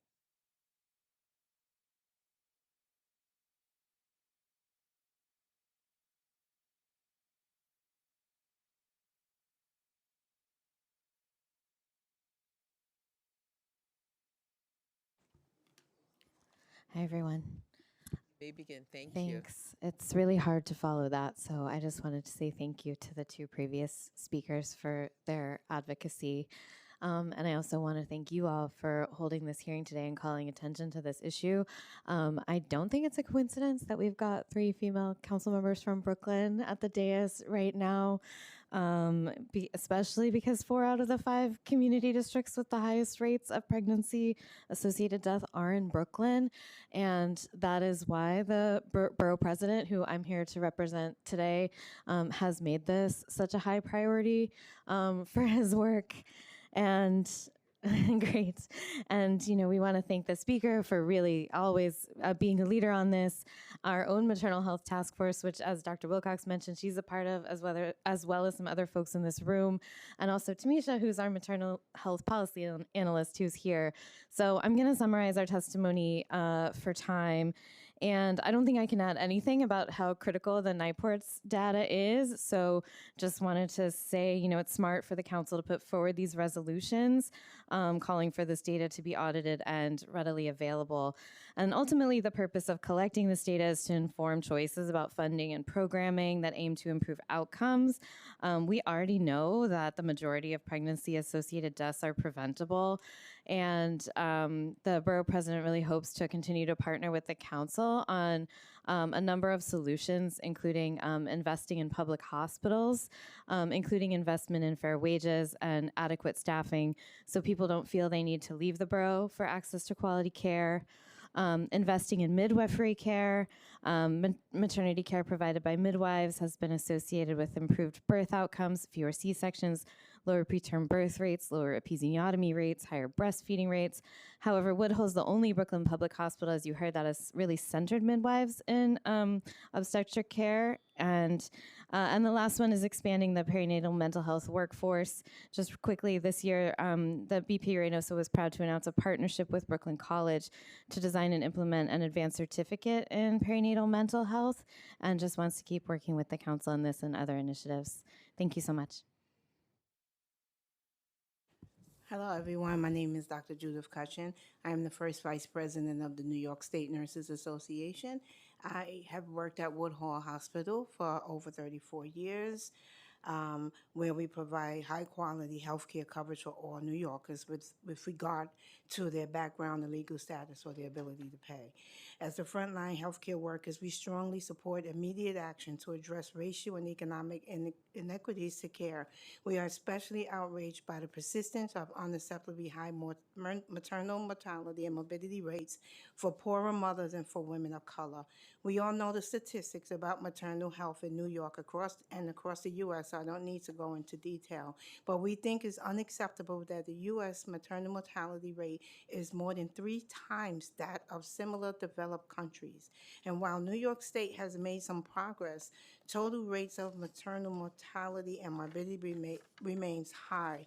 In addition, it is alarming that in New York, the mortality rate for Black mothers is 5 times higher than that for white mothers. The State Department of Health admits that higher rates of harm suffered by Black mothers show longstanding health disparities resulting from inequitable care and systematic racism.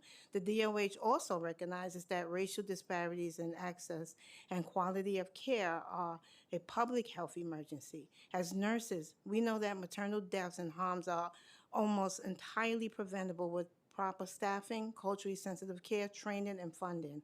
If we are going to fix this crisis, we need to have the information and data. We need to assess the scope of the problem and factors that cause it. That means that the State Department of Health must share its data with the New York City Health Department and the City Maternal Mortality and Morbidity Review Committee.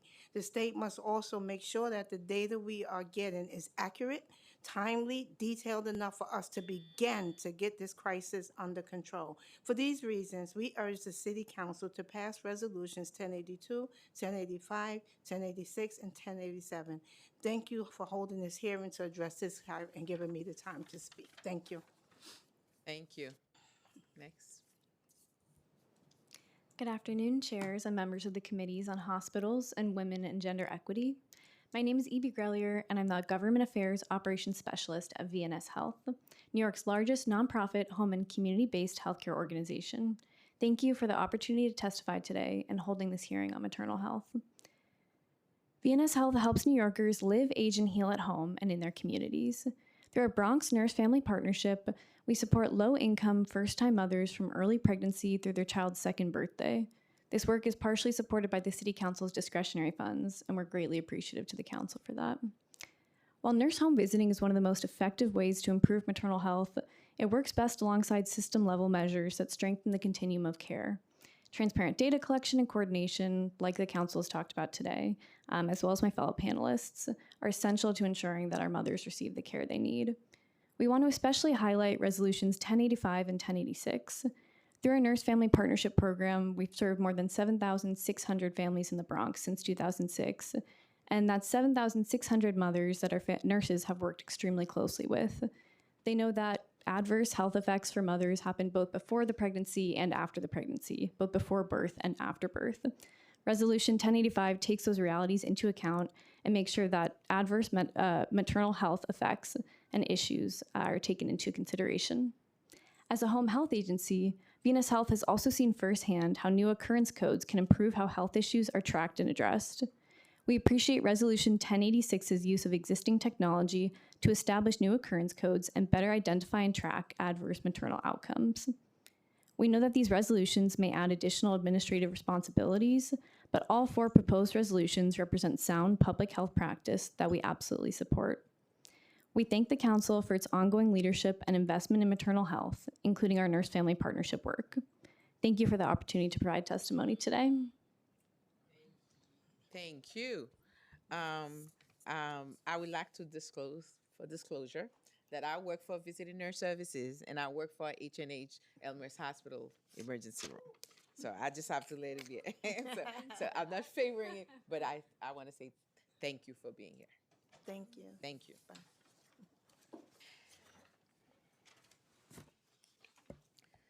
The next panel is Beth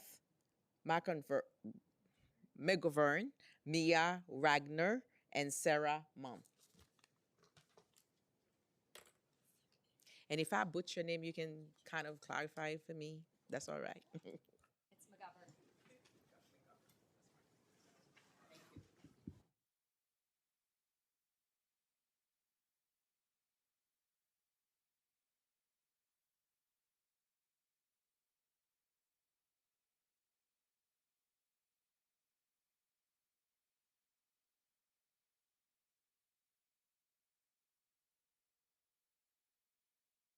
Sorry, you may begin.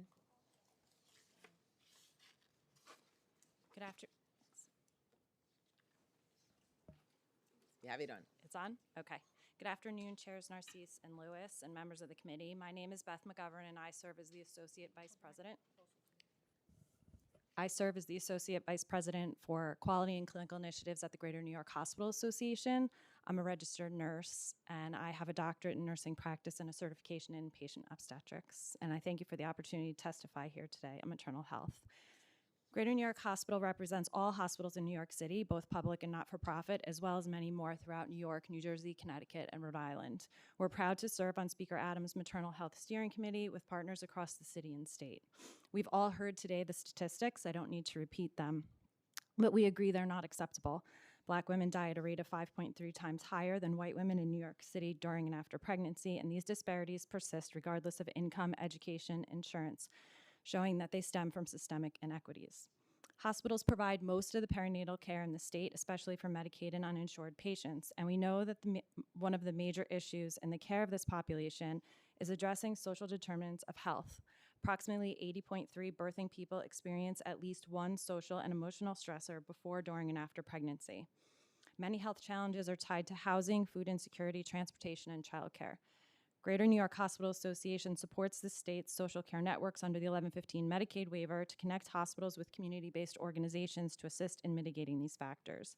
But as we're all aware, we're worried about the federal cuts under the One Big Beautiful Bill Act that threaten to worsen these challenges and may force some hospitals to reduce their maternity care services. I wanted to take a few minutes to highlight some of the initiatives that Greater New York has been a part of with our partners throughout the city and state. As mentioned earlier by Dr. Wilcox, we participate in the Safe Motherhood Initiative, which is a collaborative to address the leading causes of maternal mortality and morbidity. We participate in the New York Perinatal Quality Collaborative NTSB Cesarean Reduction Project, which focuses on safely reducing primary cesarean sections, as well as looking at race and ethnic disparities that persist among cesarean delivery rates. We've also been a part of the Hospital Doula Friendliness Project, and we support the maternal mortality review boards. We're really asking for you to continue to partner with us to protect hospitals from federal funding cuts, strengthen Medicaid, and invest in the social safety net that's available. And thank you for your leadership and the opportunity to testify today. Thank you. Thanks. Good afternoon, and thank you for the opportunity to testify. My name is Mia Wagner. I'm Director of Health Policy at the Community Service Society of New York. CSS is a 180-year-old organization that aims to build a more equitable New York for low and moderate income individuals. Our health programs assist over 130,000 New Yorkers annually through a live answer helpline and partnerships with community-based organizations. CSS supports the proposed resolutions to improve the reporting and tracking of adverse maternal health events in New York City, with several recommendations to enhance transparency and ensure thorough data collection. I've included those in detail in my written testimony. We also have 3 other evidence-based recommendations to prevent maternal deaths that I haven't heard discussed yet today. First, requiring all patients who have given birth in New York City to be discharged with an automatic blood pressure cuff. The 2025 report found that the second leading cause of pregnancy-associated deaths in the city was cardiovascular conditions. A national study found cardiac conditions make up over half of postpartum deaths, occurring between 43 days and 1 year after birth. The NIH found that the risk of postpartum cardiomyopathy is 6 times higher among Black women compared to white women. A previous New York City report included a table of the underlying causes of pregnancy-associated deaths by maternal race and ethnicity from 2016 to 2020. While the report refines that overall the most common cause of pregnancy-associated death is mental health conditions, the most common cause of death for Black women was cardiovascular conditions, which was shielded in the overall findings. This new report did not have that breakdown, which is critically important to understand different outcomes. Sending patients home with an automatic blood pressure monitor is a proven method to catch postpartum hypertension early. It's cost-effective and leads to decreased emergency department visits. Second, we're recommending that all patients with Medicaid who have been given birth in the city be discharged with a scheduled home visit. And then third, we're asking that the city leverage its surveillance systems to document and investigate near misses and preventable maternal deaths. Thank you. Thank you. Next. Good afternoon, Chairs Narcisse and Lewis. Thank you for the opportunity to testify today. My name is Sarah March. I'm the director of the Young Mothers Program for Samaritan Daytop Village. We serve pregnant and parenting women with mental health and substance use disorders and have been doing so for more than 50 years. I'd first like to thank you for your leadership on maternal health and for the new funding supporting our program. Your investment recognizes that improving mental health must include mothers facing behavioral health and addiction challenges. Across the city, overdose is now a leading cause of maternal death, and Black and Latino women remain far more likely to experience serious complications. Yet stigma continues to prevent too many mothers from seeking help for depression or addiction for fear of judgment or family separation. Beyond these numbers lies a deeper barrier, which is stigma. Too many mothers fear that seeking help for these mental health disorders or addiction will lead to judgment or family separation. If we want to save lives, we must create a system where mothers are met with compassion and not punitive or punishment. We want to bring this council's attention to City Hall's new maternal health initiatives, the family-focused maternal behavioral health clinic at Lincoln Hospital, and the crib pilot connecting 300 pregnant New Yorkers to housing. These are very important steps forward. As the city expands this work, we are urging health and hospitals and DOHMH to partner with community-based programs like the Young Mothers Program.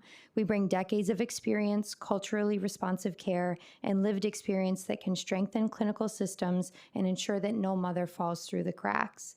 Every day, we see our mothers rebuilding their lives, staying with their children, and returning to our community as strong, self-sufficient parents. With your continued partnership, New York City can become a national model for maternal health that treats every mother with dignity and compassion. Thank you. Any questions, my colleagues? Any questions? No. So I just want to say thank you for coming out to share your testimony with us. I appreciate you. That's it. Okay. Got it.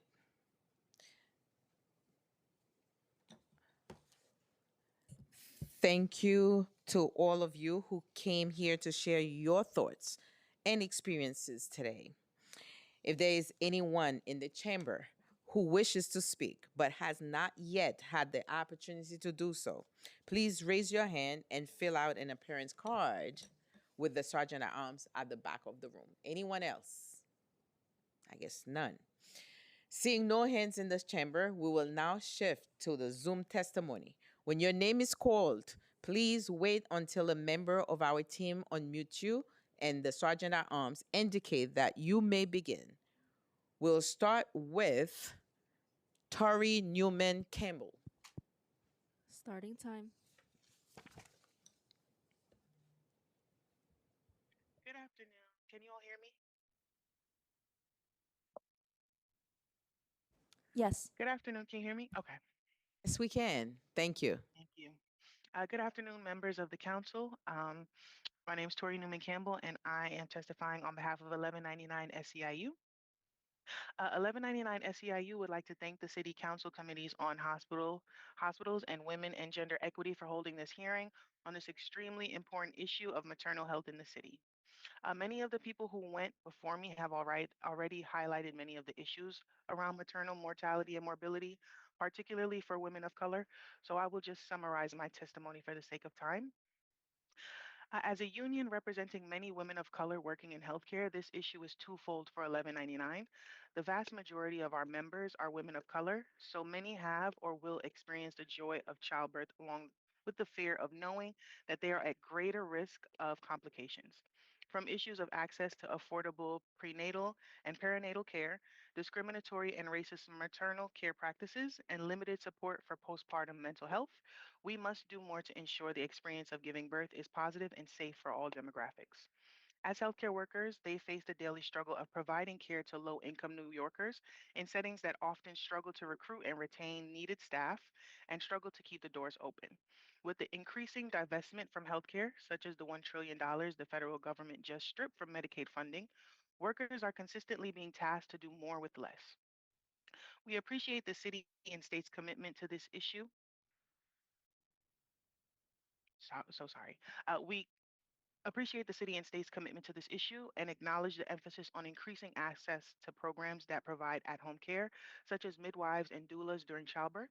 The resolutions introduced today are another step in the right direction to ensure we are prioritizing the health and wellness of pregnant people as they are going in to give birth. Having correct data on any adverse maternal health events helps us to identify patterns and needs. The city also needs to continue to prioritize the growth of the healthcare workforce, specifically for maternity care, so it looks more like the people being cared for. 1199 SEIU's Training and Employment Funds runs a career pathways program that works to support and empower New Yorkers to join the healthcare workforce by providing accessible, high Time quality training and expired. educational opportunities at no cost.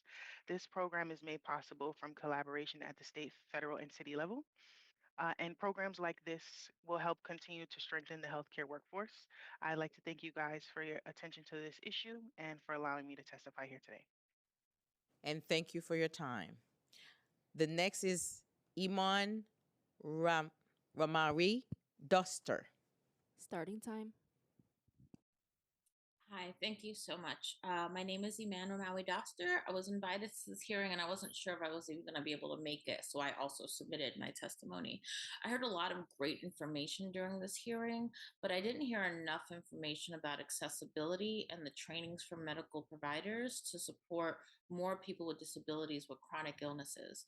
Yes, mental health is super important, and so is chronic illness. I am both Black and Palestinian. I have lupus, I have a heart issue, I have a blood clotting issue, I have a nerve damage issue, and I'm a double amputee. I also lost 3 pregnancies.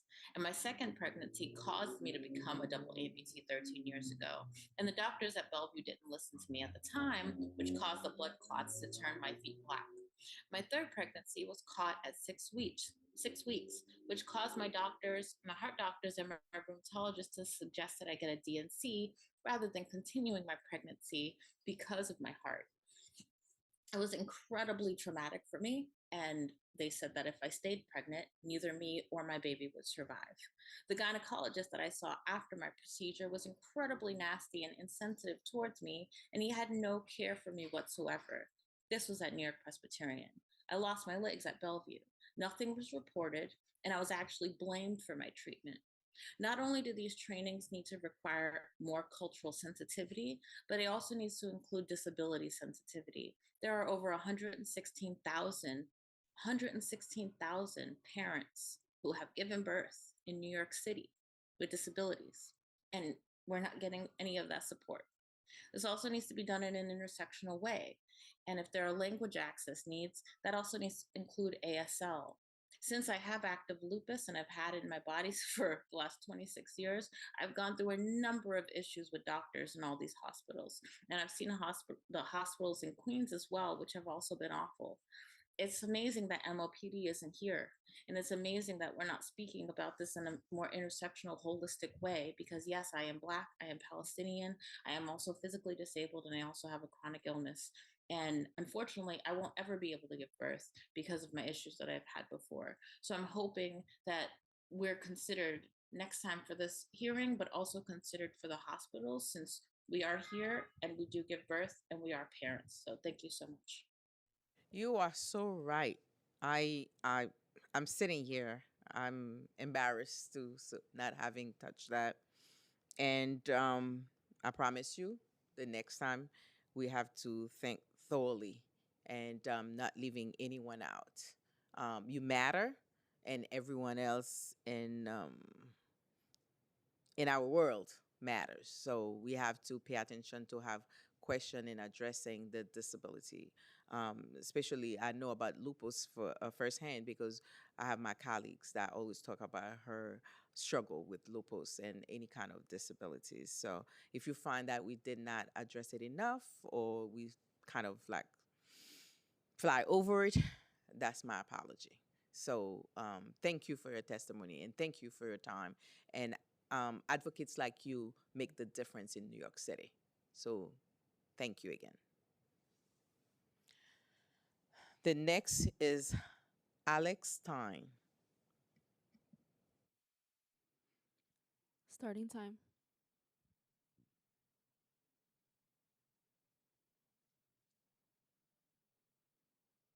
All right. Moving forward, and I'm so happy that this young lady was able to correct me in some aspect.